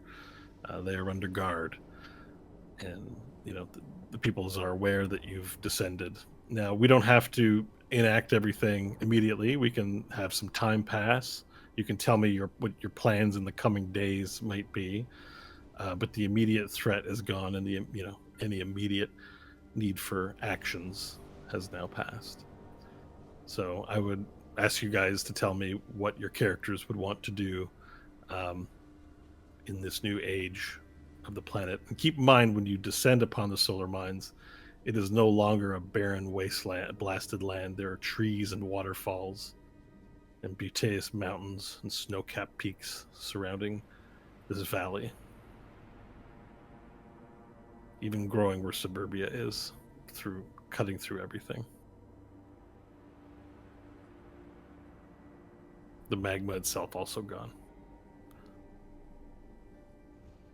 Well, number one priority for Stanley is to rest up and reconstitute the Fate 6. So it's going to be lots of rest for him. He's still He's still tired. It's got his chromed. Yeah, for audio background. listeners, he's chromed his background. He's basically a pile of goo right now. Yeah. So where would you want? Would you go to? Would you build yourself a cabin away from everyone and become a recluse during this period, or would you allow them to find? Would you spend your days providing commands and engaging in leadership? And that question goes for everyone. Stanley he'd be upset on the ship. By the time they landed, he would play the part, and he would act accordingly. So while he would be mostly resting and not exactly, making his way through seeing people, booking events, Solelli Prime or anything. No, but you'd be giving commands. He would be putting on airs and doing what was expected, where he makes appearances that this is a victory worth celebrating. Okay. And for Varel and Hope, what would your, given a couple of days, given 4 days of time to start organizing, determining a direction, determining what to do, would you just rest? Would you get going? What do your characters want to do here? Hope would rest on the first day, and then she would take count of the tieflings and start spreading the word that TWBD will be open for everybody, whoever wants to join in rebuilding that city. Tiefling, human, lizard folk, doesn't matter. Okay. Several dozen have survived. It's a small people, but you'll rebuild. Nobieri among them as a survivor, if you have anything you want to do with him. Okay, perfect. So you found your fallen, buried them, or given them burial rites as custom for your people, but the rest of them have made those plans. Excellent. And for Varel, what would your days follow?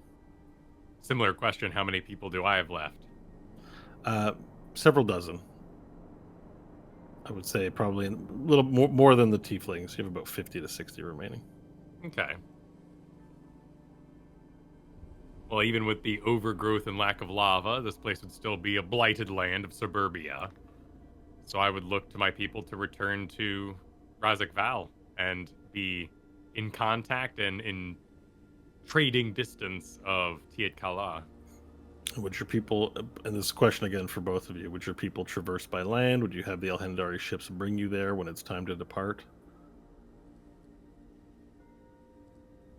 For migrating back to your lands, what's the plan? Definitely flying. Okay. My people would walk, hike, climb. All right, so probably a journey of a month or so. Yeah. Okay. But an adventure all the same, and okay. So you're having now encampments in the solar mine as you prepare for your travel arrangements, and as you await sort of the Solelli Prime. Now he's in a position where he's sort of been given out orders and stuff, but he's been mourning and detached, as well as Stanley described. During this time, I would have my lizard craftsmen, of which we are great, build a statue of Nash over the solar mines.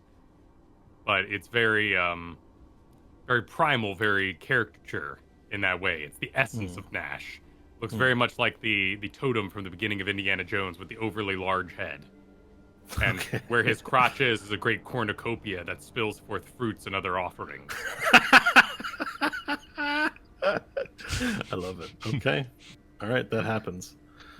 Did they build it? Is it built of stone? What is it? Of sand, of clay? What is it made of? It would be of stone if available. Probably reject metals in that way. So you put your people to work on creating this great offering. It's great and vast, but requires the resources of everyone to pull together and build. So several days pass, and you receive a summons from Admiral Chrysorius to convene to make some decisions on the affairs of how the fates of various peoples are going to be handled at a great council meeting. We are upon this meeting, but it is the three of you at the table with Amantha Lodar, the High Elf, Admiral Chrysorius, and the other great leaders of note that are there. So we're talking the King of the Arakocra, who you haven't interacted with much, King Bokbok. Those are the only ones that have survived, essentially. There's no surviving... Oh, there's Hargo Moon. He... who is blessed with a wise finger, who's also sitting away, not at the table because he's a giant cyclops, listening in to the conversation as well. There is no representative from the House of Men, of humans, present at this meeting. Here, the fates of various factions will be decided. So, first among them, what will we do with the peoples of the solar mines that have survived, the humans? What is to become of them?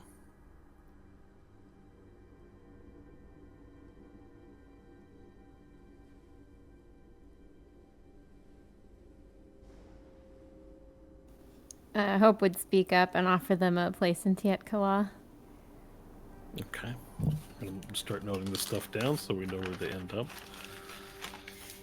So Hope would offer them humans would offer them Tiet Kala to live.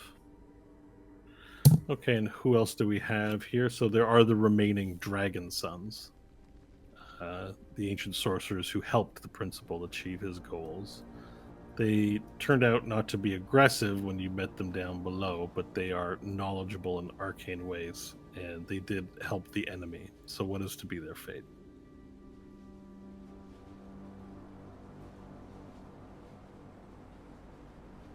I mean, their knowledge in the arcane is not going to help them on a mundane world. No punishments? I'm simply... I don't know why I'm responding to you in character. I'm just trying to get a sense. Yeah, because we don't have a lot of time, so I would love to roleplay the whole council meeting, but I'm just trying to get a sense of the fates of various things. You are amongst the leadership of this world now, having been its primary champions. You do get to decide, or say, don't care. In general, Stanley is a voice for forgiveness. That's a vote. And would say, so long as they are productive and helpful towards the rebuilding, anyone can find a place here. And is there agreement with the lizard folk and tiefling delegations? Hope agrees. I would put them to the sword, but as they will outlive me, your decision is the one I will respect. To live. Welcomed in Tiet Kala. Hope. They'll be watched, but they'd be welcome. Okay. The remaining orcs of the Kuromukishi. What's to become of them?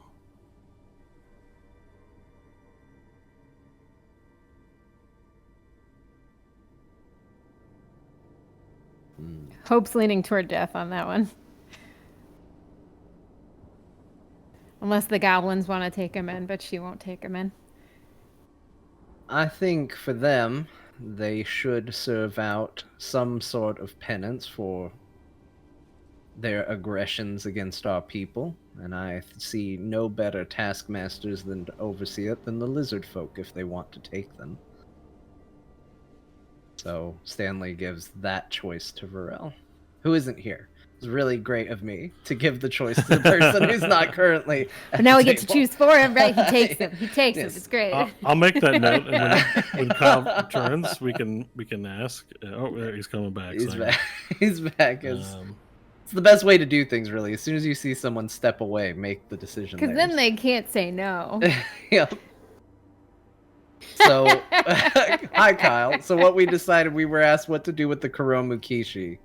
Stanley suggested that as they have recompense greater to make up than most, that proper taskmasters to oversee that, he could think of no better than the lizard folk if Varel wants them.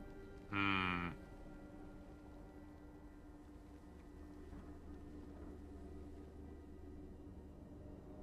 Bunch of chromed up orc warriors. Yeah. I'll accept them. It is the first step in having an open society. Where previously a closed lizard folk led to the ridiculousness. They're fierce warriors and strong hunters. They'll make good allies for lizard folk. Sorry, excuse me. Bless you. Thank you. And for the Toyota host, any remaining members get to live. Put to the sword, allowed to live, shot in outer space. What do you want to do with them?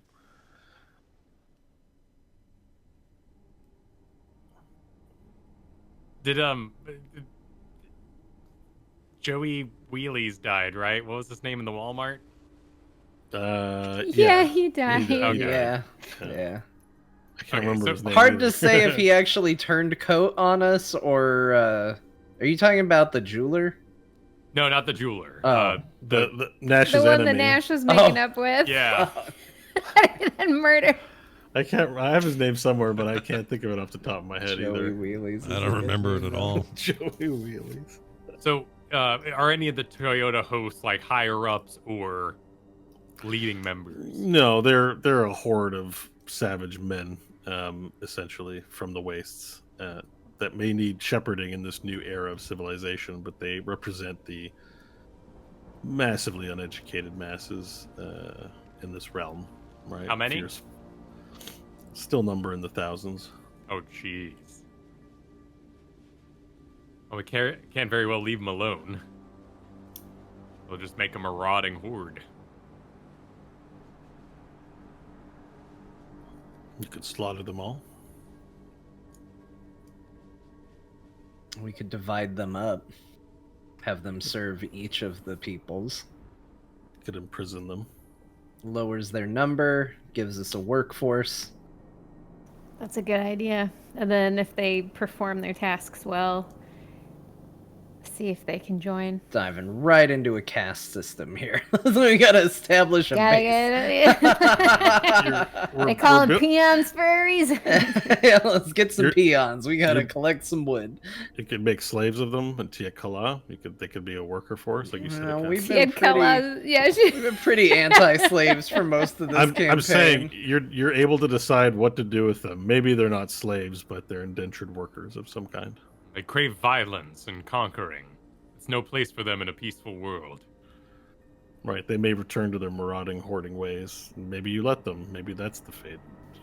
That's The true, but I like Stanley's idea because the working would give it a chance to see if they're just going to remain marauders, and if they are, then just kill them. I vote fire them into the sun. I think divide them amongst the civilizations. Thin their numbers, give them less of a force, and let them make their own decision. They can help or they can die. Sorry, which civilizations? Like, there's lizard folk. So we got land, lizard Tiakala. folk, we got Tiakala. Tiakala, we got, I think I'm The with the giant- elves. I think I'm the with the elves giants. too. Oh, perhaps you can give them therapy. Yeah, they'll.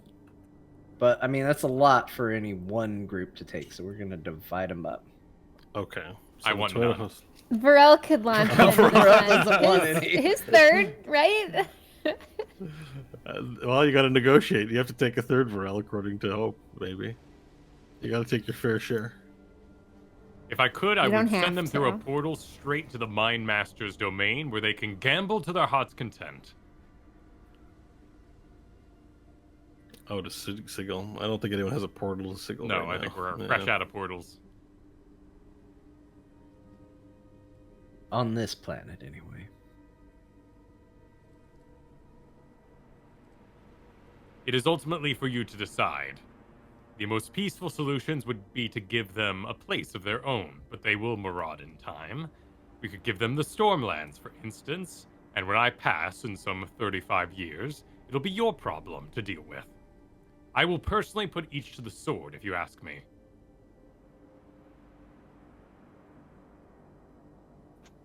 Amantha Lodar speaks up and says, "What about installing a leader with them? We no longer have Nash, who might have been our hope for this. Do we have another human who could lead them?" Do we? Who's alive? Everybody's dead. Well, Well, you are half human, Stanley. I'll just point that out.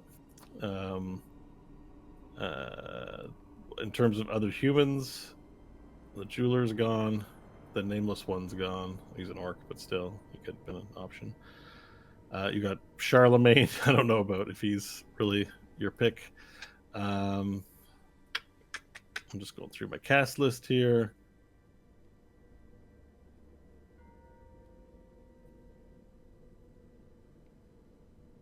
Yeah. I can't If you think my method's too cruel, send them to space jail. Stanley, you're the only one qualified.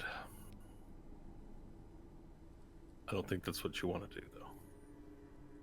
Well, maybe at some point, but maybe you could bring them to the Feywild. we'll go ahead and have the division be half. Okay. So Toyoto is half to Tia Kala. Half to the elves, we'll say. We're not sure what their fate. Okay.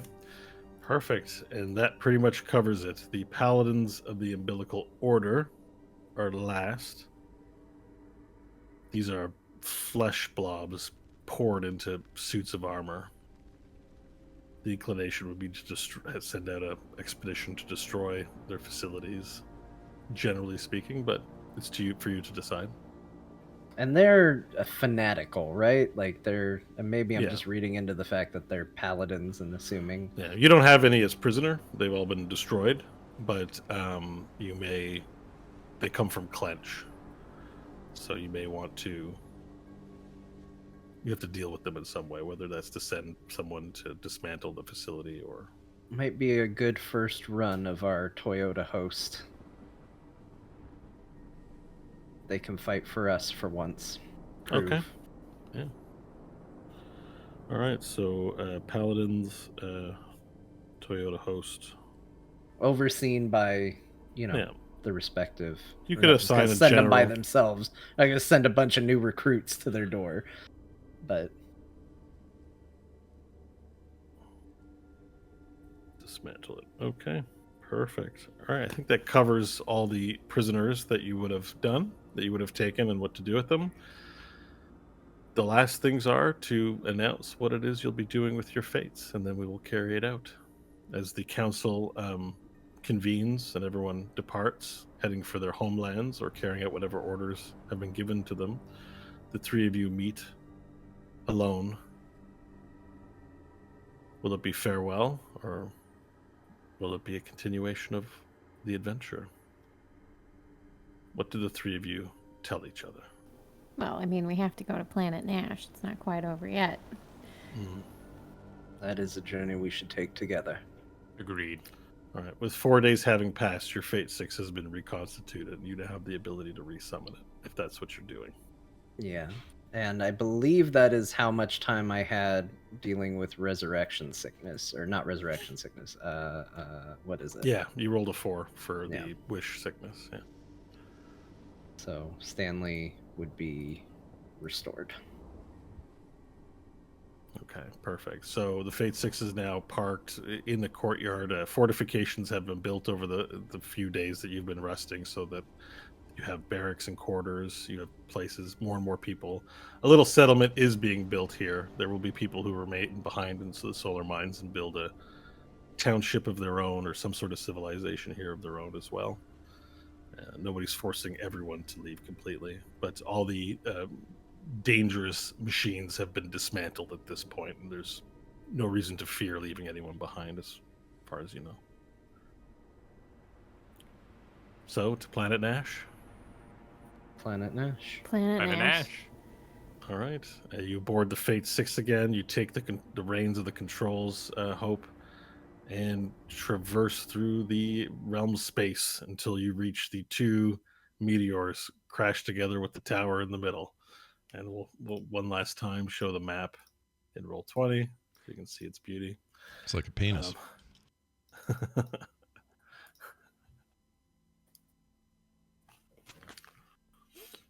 And you arrive at you dock at the space dock of that is jutting out from between the two meteorites, and you are greeted by a contingent of the Alhandari elves, the men, women, and children from the Mars platform station that took up residence here.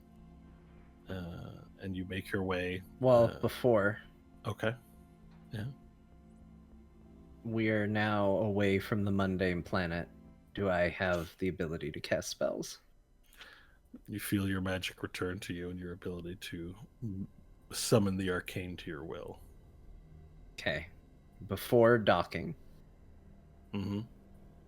feeling the power return, Stanley would call Pharrell and Hope together. I think there's one last thing I want to attempt before we get back.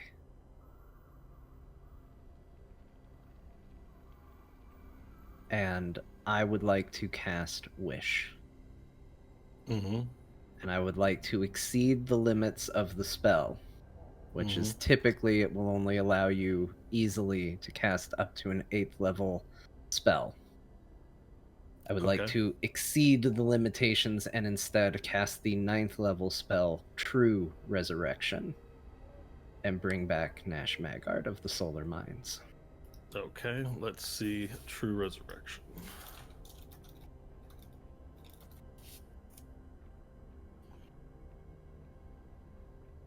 Oh, shit. I'm not spelling resurrection right. I'm trying to look up the spell. And you touch a creature that has been dead for no longer than 200 years, died for any reason except old age. If the creature's soul is free and willing, the creature is restored to life with all its hit points. The spell closes all wounds, neutralizes any poison, cures all diseases, and lifts any curses affecting the creature when it died. The spell replaces damaged or missing organs and limbs if the creature was undead. It is restored to its non-undead form. The spell can even provide a new body if the original no longer exists, in which case you must speak the creature's name. The creature that appears in an unoccupied space you choose within 10 feet of you. What's the name of the creature you speak? Like, what do you call that? Is it Nash? Nash Magard of the Solar Mines. Okay. Perfect. So let's resolve the wish thing first, okay? So you are going to suffer negative effects. Yep. From the wish spell.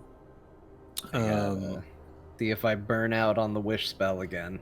Yeah, so let's see here. Spells. Pain rules. I need a second window open. It's a lot of text on this wish spell. I rolled a 65. Oh, you're going to do your recast right away? Okay. Yeah. So 65. Your strength drops to 3, right? Yeah. Each time you cast a spell, you take damage. Your strength drops to 3 for 2d. Roll a 2d4 for how many days? Okay.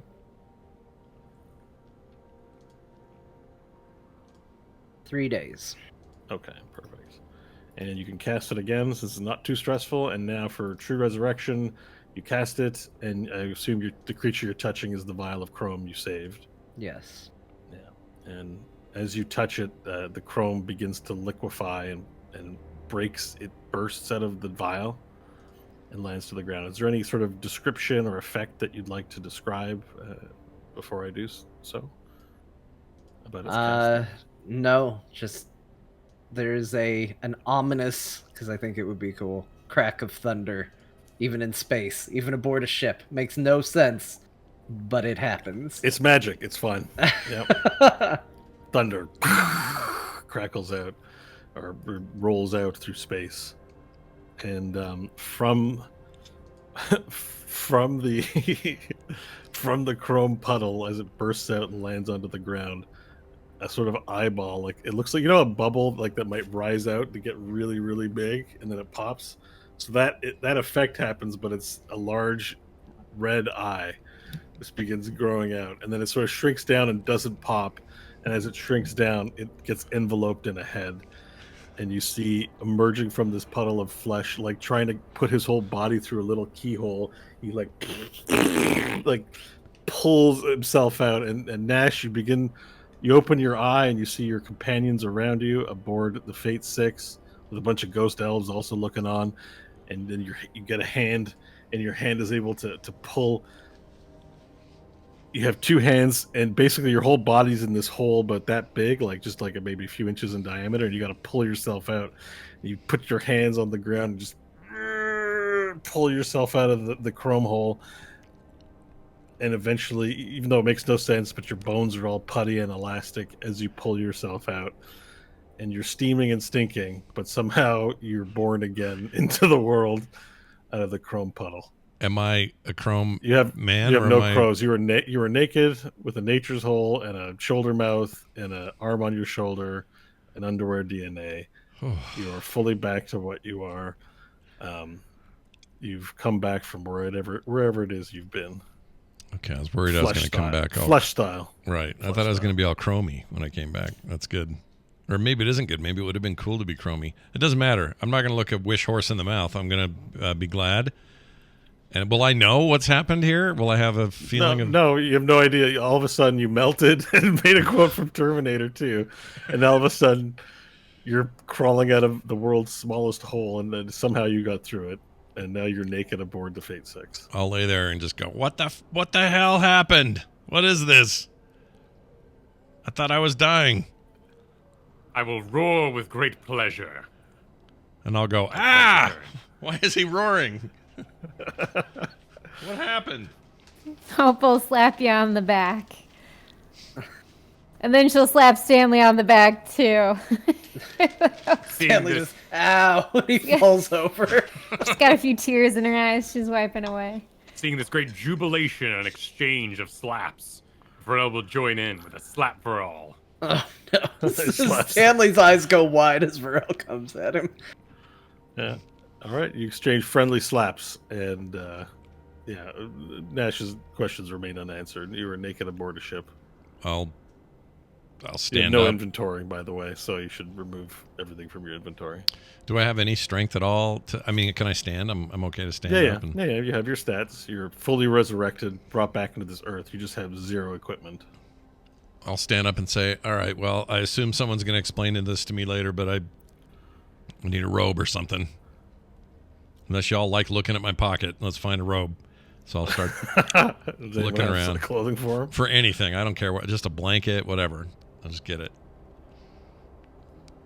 Does the party have anything for him? Not me. Look. The ghosts might have something, like a tarp or something. I actually have, not equipped, in my backpack, rambunctious bunch of gang threads. So there you go. You got a spiky vest and pants, and it'll do. These are close to the same size. Oh, you know what? I also have my fashionable nobility clothing by Lohar. That might be a little more to your taste. All right. I'll take whatever so you got. So he gives you merchant clothes, and you now look like a medieval merchant. with fancy finery and like dainty shoes. It's good to have you back, Nash. Can only tell by your condition that probably you were responsible for this. Did you do this? Yeah, we did. I would kneel before Stanley in the most humble way I've ever been around Stanley.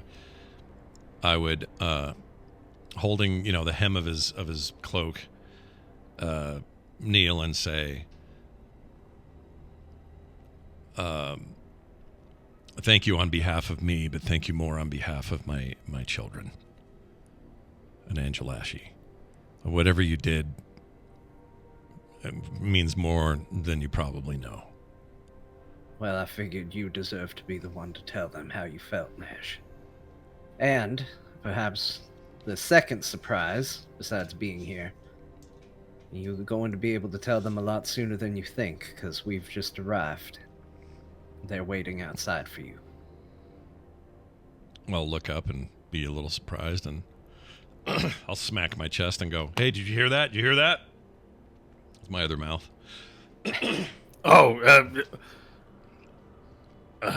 Yeah. What happened? We're here. We're back. We're home. Stanley saved us, and also we're home. We're literally home. We get to see the wife and kids. What's home? This is it. Planet Nash.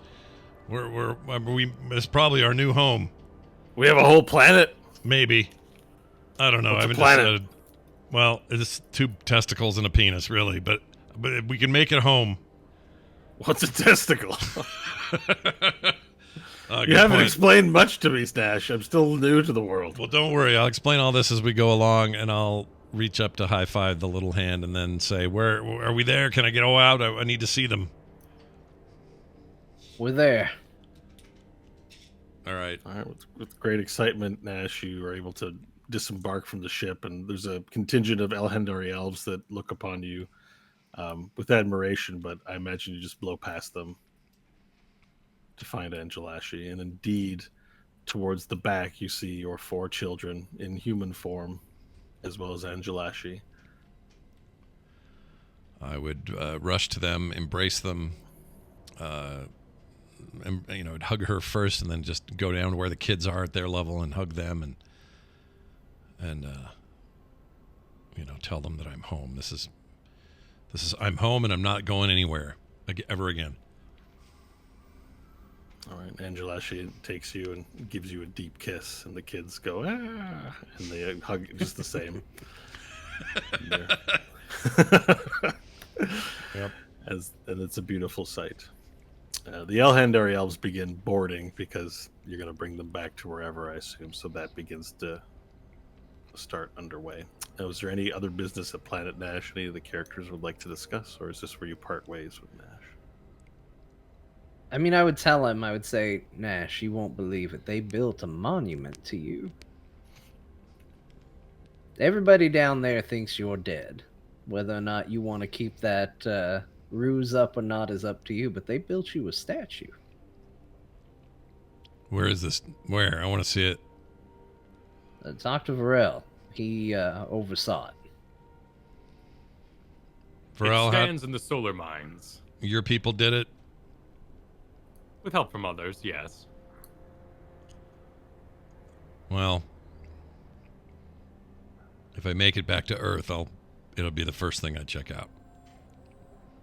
But I'm not leaving here again. I'm staying with these people. This is my family. This is where I belong.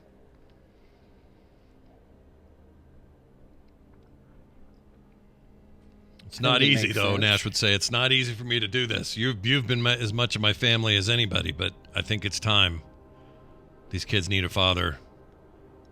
This good woman needs a wife or husband. Hope just starts backing away.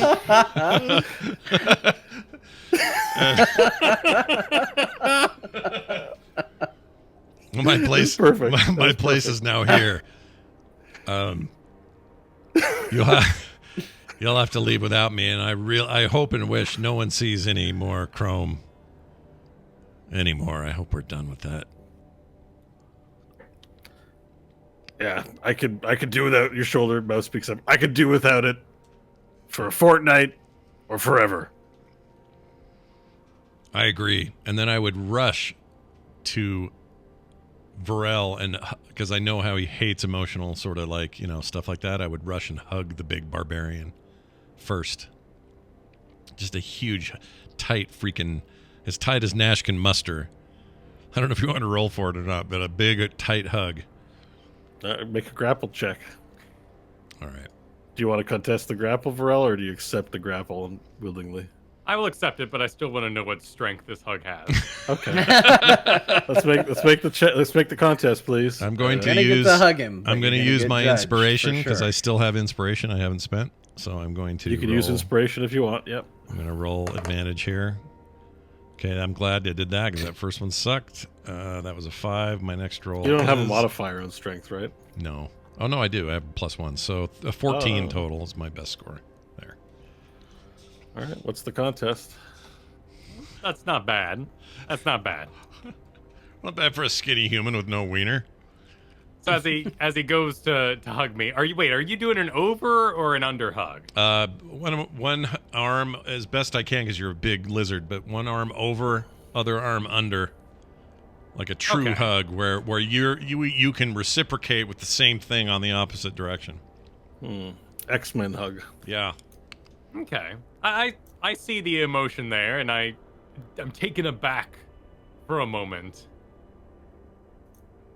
But then I will return the hug with a 22. Oh, I might take damage. Oh, you're definitely living again. You feel your rubs crush under the returned hug. Your ribs crush. Did I say rugs? Rugs. Rubs. My rubs? I think you said rubs. His You rubs. feel your ribs get crushed, but no pain. Right. Varel As is I- an expert in these matters. Sure. And as I, with, kind of the cross-section hug we have, I'll pick him up a little bit, and as I do, I'll go, Nash! Be well here. Make many more babies. Preferably those with humanoid forms. And I will point to the sky and say, there, beyond the comet, is Nash Magard's planet. It was my honor knowing you, and I would slap one more time on the shoulder. I would then turn to Hope, and I would kneel before Hope and say, you became and always will be my queen. And I'll kind of bow to her. And then I'll stand up and hug her. Okay, I was gonna say Hope will be very embarrassed that you're bowing, and she'll hug you back. Nice tight hug. She's bawling at this point, but she's trying to hide it to no avail. And then she'll stop. And I'll turn to Stanley and say, Stanley, we haven't always seen eye to eye. We haven't always been the most productive companions. But when it mattered most, you sacrificed hard to make sure I could come back, and I'll never forget that. And I'll go in for a big Stanley hug as well. Stanley kind of smiles at him and says, family rarely is the best traveling companions, but we're always together, and gives him a hug. I'll hold that for a bit, then I'll pull away, look at them all, and I'll say, for old time's sake, I have a poem I'd like to recite. And I'll say, it was a wild road we've traveled on. We've met some people and then moved on. Where I go now is a happy place. Don't. Because it looks like a giant testicle in space. That's canon. That happened. Stanley finished it for him. I would nod at that, smile. Nash would love that he finished my rhyme, and he would smile at that, and he would turn away and walk toward his family and start off into the sunset with them. Into the testicle set. Yeah, the testicle set. The The setting of the great And testicles. You return to the Tower of Nash. And for the remaining companions, after that solemn moment, some time goes by, the ship becomes filled with the Elhendari elves to take back. Is there anything else you'd like to do at Planet Nash or return to Earth? No, I think it's Good. time to head back. Yep. All right, and with that, you hope you take the controls again and bring the Fate 6 back through realm space, back to the beautiful, lush planet Earth. You can see the greenery and the temperate blue waters covering so much of the planet. It doesn't recognize the dusty ball that you once saw from space. You bring it down as best you can in the area of the solar mines. And here, I think maybe this is where Varel will depart with his people to journey across the land and resettle Razekval. So after some organization of getting troops off the ship and getting the lizard folk and the Orkan Koromokishi no longer wearing their traditional armor, looking, mostly nude like the lizard folk, except for their chromings. Your people are ready to depart. And with that, it's time to say goodbye again to the companions. I will walk over to Stanley and Hope, clasp each on the shoulder. Look Stanley in the eye. At Hope, nodding my head. A little vigorous shake. We will see each other again. But as for our journeys, they will live strong in my memories. And I will be glad to see far less magic in my coming days. And I will turn and leave. As he goes to walk away, Stanley will just call out to him and say, Varel, hold proudly to your titles. You can add another one from us. Friend. Friend. Till the end of his days. And with that, the Varel turns around and walks into the forest with his people, disappearing from view. And off to new adventure as they find their way through these new wild lands. Who knows what game there is to hunt and what lands there are to conquer. It's just Hope and Stanley aboard the Fate 6 now. One more stop for Stanley to make. Where they finally give in to their passions and perform coitus. Stanley considers what Nash might say in this moment, and that thought enters his head. And it enters Hope's head. It enters and leaves, and Stanley just is like, oh, Nash, still with me. It Can't get rid of him. It enters Hope's head, too, and you both look at each other and share the laugh without even saying any words. The Fate 6 as well as Elhandari ships become filled with the humans and the Dragon Sons and the third of the Toyota host to migrate back to the lands of Tiet Kala. The ships quickly move there. The journey is shorter than one would hope, knowing that goodbye is at the end of it. The keep is still... Oh, I do have one question. Doesn't need to be at this moment. It probably would have been during preparations and all of that as we were finding out. Stanley would have probably found out from Chrysorius or Manthalodar. We have the means to get the elves off the planet and back into space, right? Like, yeah, you have spaceships. And okay. you have the means to return to the Fate. They're not all needing to get on the Fate 6 or anything like that, right? No. There's still Elhandari ships remaining, so there's a fleet of ships hauling everyone. But the entire fleet of elves leaves the solar mines. There's only some of all races who remain to build a nation here in the Valley of the Solar Mines. Those who wish to stay have been given the choice to have free will to choose to stay here and settle lands here. Yeah. The keep is the Tiet Kaleen keep is still standing, and the ruins of the village are still present, but there are trees and forests. A lot of work to cut down and restore this place, Hope. But the ruins of your kingdom are still there, and much potential for its rebuilding remains. The ships land, the people disembark, they begin to settle camps and make plans for the great work to be built here. The contingent of tieflings, including Nobieri, that have emerged as counselors for you, still hold you in high regard, and you still will be ruler of this place soon. But no formalities have been extended as everyone just recovers and settles into a new life. So you're aboard alone with Stanley and the ghosts, but relatively alone with Stanley on the Fate 6 for your goodbyes. Disembark, get a chance to see.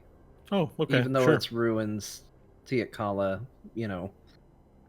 one more time. So Stanley wants to walk through with you one more time, the ruins. So you're both walking through the ruins. Talking about plans for the future and where things are going to go and all that. Yeah, what would you want to do with your new kingdom? The new era of Tiet Kala? First clear out the trees and then I'll see from there. Any orders you wish to establish? Any laws or decrees?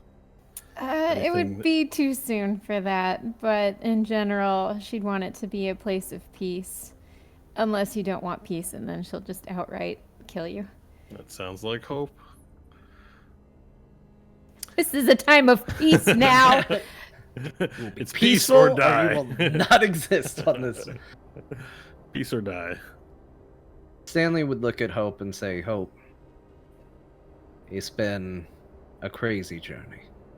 And I am pleased that I get to call you perhaps my greatest friend I've ever made. You are the ruler I aspire to. And I hope that I can care for my people the way you cared for yours. I don't think you're gonna have a problem with that, Stanley. Look at how you've taken care of Varel and Nash and I. Well, it is with that in mind. Magic doesn't work here anymore. My ability to pop in actually wouldn't be hard, but popping out might prove difficult. So, if you ever need me, Stanley reaches up and pulls the mask off of his face and hands it to Hope. You come find me. I will. I'll be sure to keep eyes on Varel and Nash, too. They will need it. Mostly Nash. Yes. I'm worried about those kids. All right, you now have the equipment mask of Elteon 4, and Stanley can remove his from his character sheet. You should add it. You never know what might happen in the future. I'll make sure that's an important item. Let's make sure you have them. I think you can search for the mask under equipment. That will give you control of the Fate 6 and its crew. All right. With that, it's time to depart. So I'm guessing, Stanley, you'll be leaving aboard some Elhandari ships and not the Fate 6. Yes. Did you want to say goodbye to your dad or your uncle? I guess retcon, I would have said a quiet goodbye to Uncle before I got off the ship, because I assume once the mask is off, that disappears, and Uncle it's going to take a while to attune. Yeah, it'll have So. to be reattuned to a new user. Yeah. And the mask can take whatever shape you will it to. So I think in Stanley's case, it was like a band, but if you have something different in mind, for example, having just seen House of Dragon, maybe a half mask or something like that. But whatever you wish, you can think about that. Okay, so then any more goodbyes between the two of you, or is that... Well, Hope will still try not to cry anymore, but she can't even articulate words anymore, and she'll hug Stanley. And then through the tears, she'll tell him that, once a year, I'll come find you all. And we'll celebrate. I think that would be nice. Take care of my home. Yes, of course. Stanley leaves. And with that, Stanley departs, and Hope, you approach your people as they have many questions and concerns and want guidance from you. Flavor question, does the mask have to be a mask? Well, it can take sort of any shape. It's worn on the head, unless you have a different idea of where it would be worn. As she approaches her new collection of people for the kingdom, she'll transform it into a crown and put it on her head and get to work. That works. That works. You transform it into a crown, and then you're now wearing your crown as you answer the questions of your people. And they've had many as they've waited for you to say your goodbyes. And before you know it, your friends are not forgotten, but the concerns of today fill up your mind and the future. Stanley, you're now alone, and you return to your Alhandari people who are prepared to leave. Amanthalodar floats beside you on his wheelchair of water, and Admiral Chrysorius takes his place by your right side, and you ascend the ship solemnly. I take it you retreat to your private quarters as the fleet leaves Earth, now beautiful and fertile, and traverses back to the Mars terraforming platform station and lands. The elves here collected from planet Nash, the remaining elves from Mars, as well as everyone collected from Earth, are assembled before you. Amanthalodar has privately counseled you that the people are to return to the Feywild, their mission here on Earth done, and a portal taking them back to the wilds and to the Council of the Archfey will be happening. If you'd like, you can give a speech to determine the future of your people, as they've chosen you as their leader. Stanley would step up And he would say, my life has been that of two worlds, and for a long time I ran from this side. And in spite of that, I have embraced the role as your leader. I hope to live up to the trust that you all have given me. We depart now for the Feywilds, a long mission to restore this planet back to its former state. Successful. We've sacrificed much for it, and many of you probably consider it as much a home as any other place. Those of you who want to return are free to do so. You will find a home there just as I did. You can experience what it's like to be of two worlds. To the rest of you, we move forward to a new era. Continue to do the good and heal that we set out to do with Earth. I thank you for placing your trust in me, and I look forward to our future out there.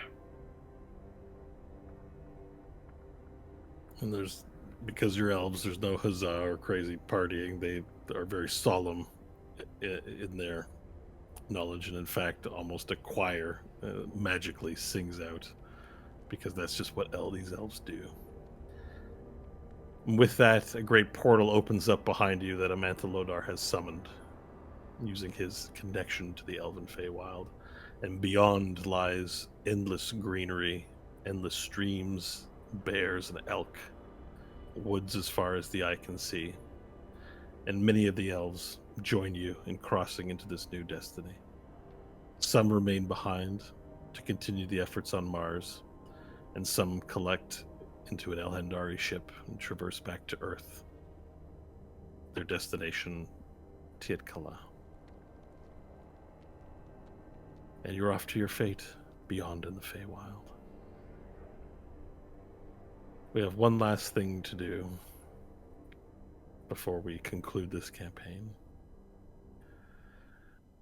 Back on planet Nash.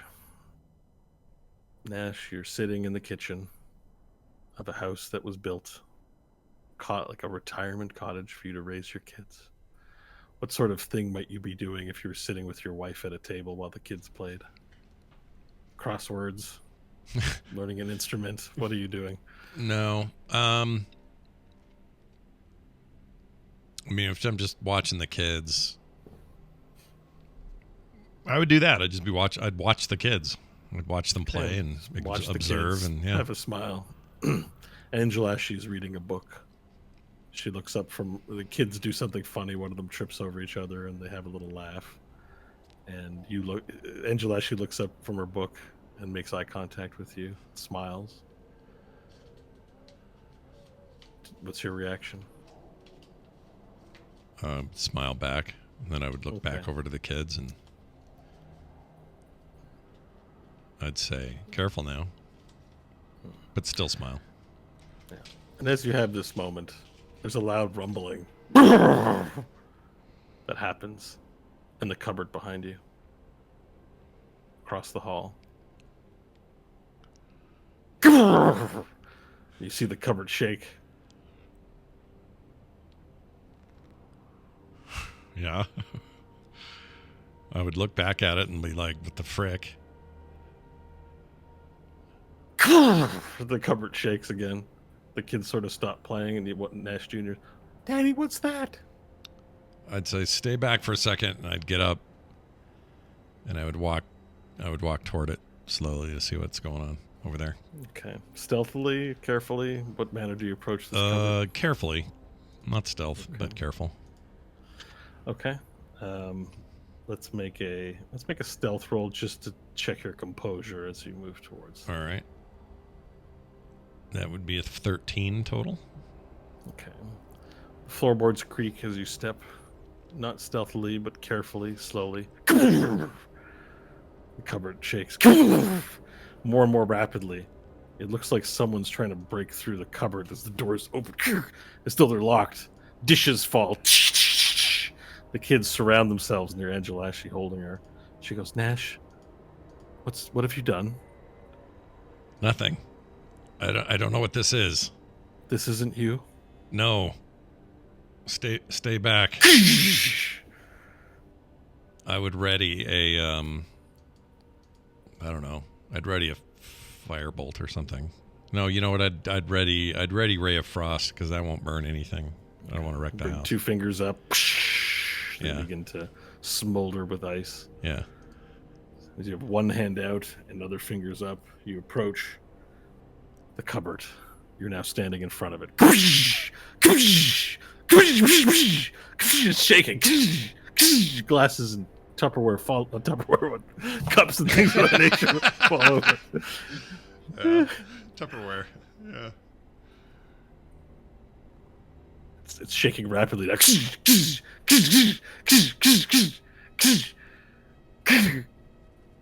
I would reach my hand out slowly to open the cupboard.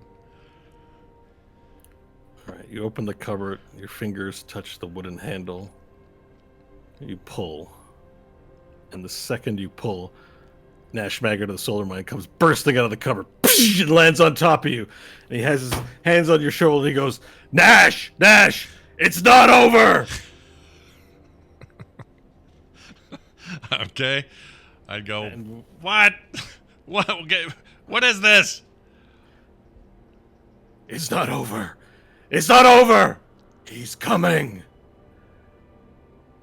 Who's coming? And with that, we fade to black.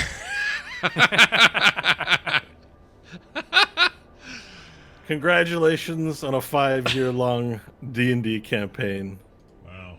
Congratulations on saving the Earth from its fate as a withered husk. And congratulations, everyone, on their new adventures Man. the future will yield. Wow. All right then. I like it. I got my own like little horror movie ending. Just when you think it's all over, something's going on. Well, you never know. We have concluded a several years long journey. Our Yep. characters did conclude at the 18th level, and you never know what the future might bring.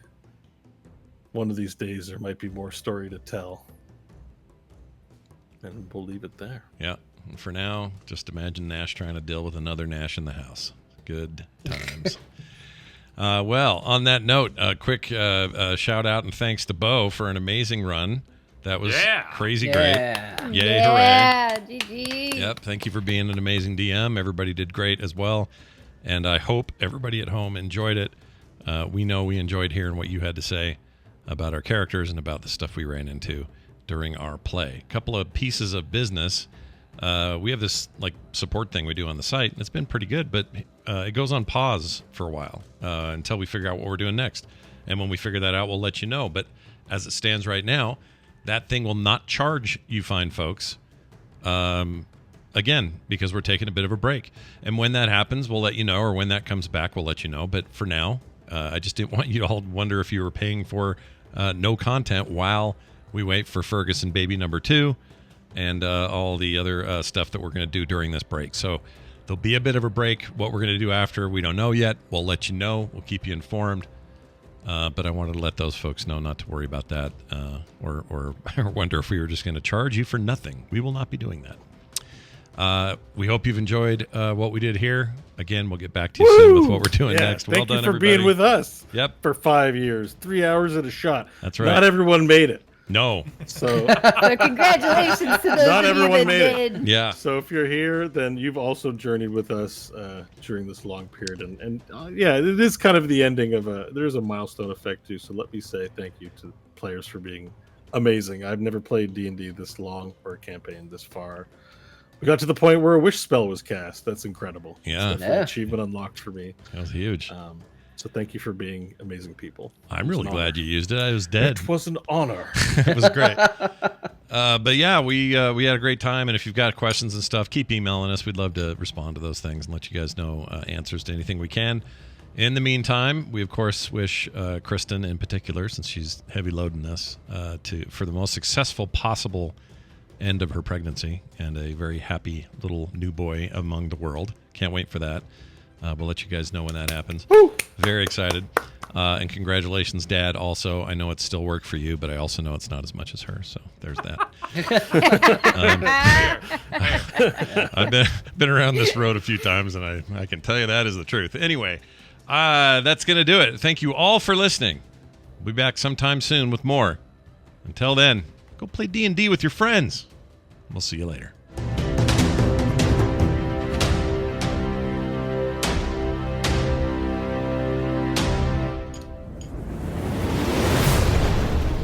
This show is part of the Frog Pants Network.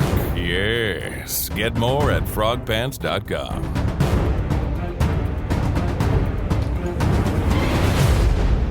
And for old time's sake, if you need anything, just yell walnut. There you go. Walnut. Perfect.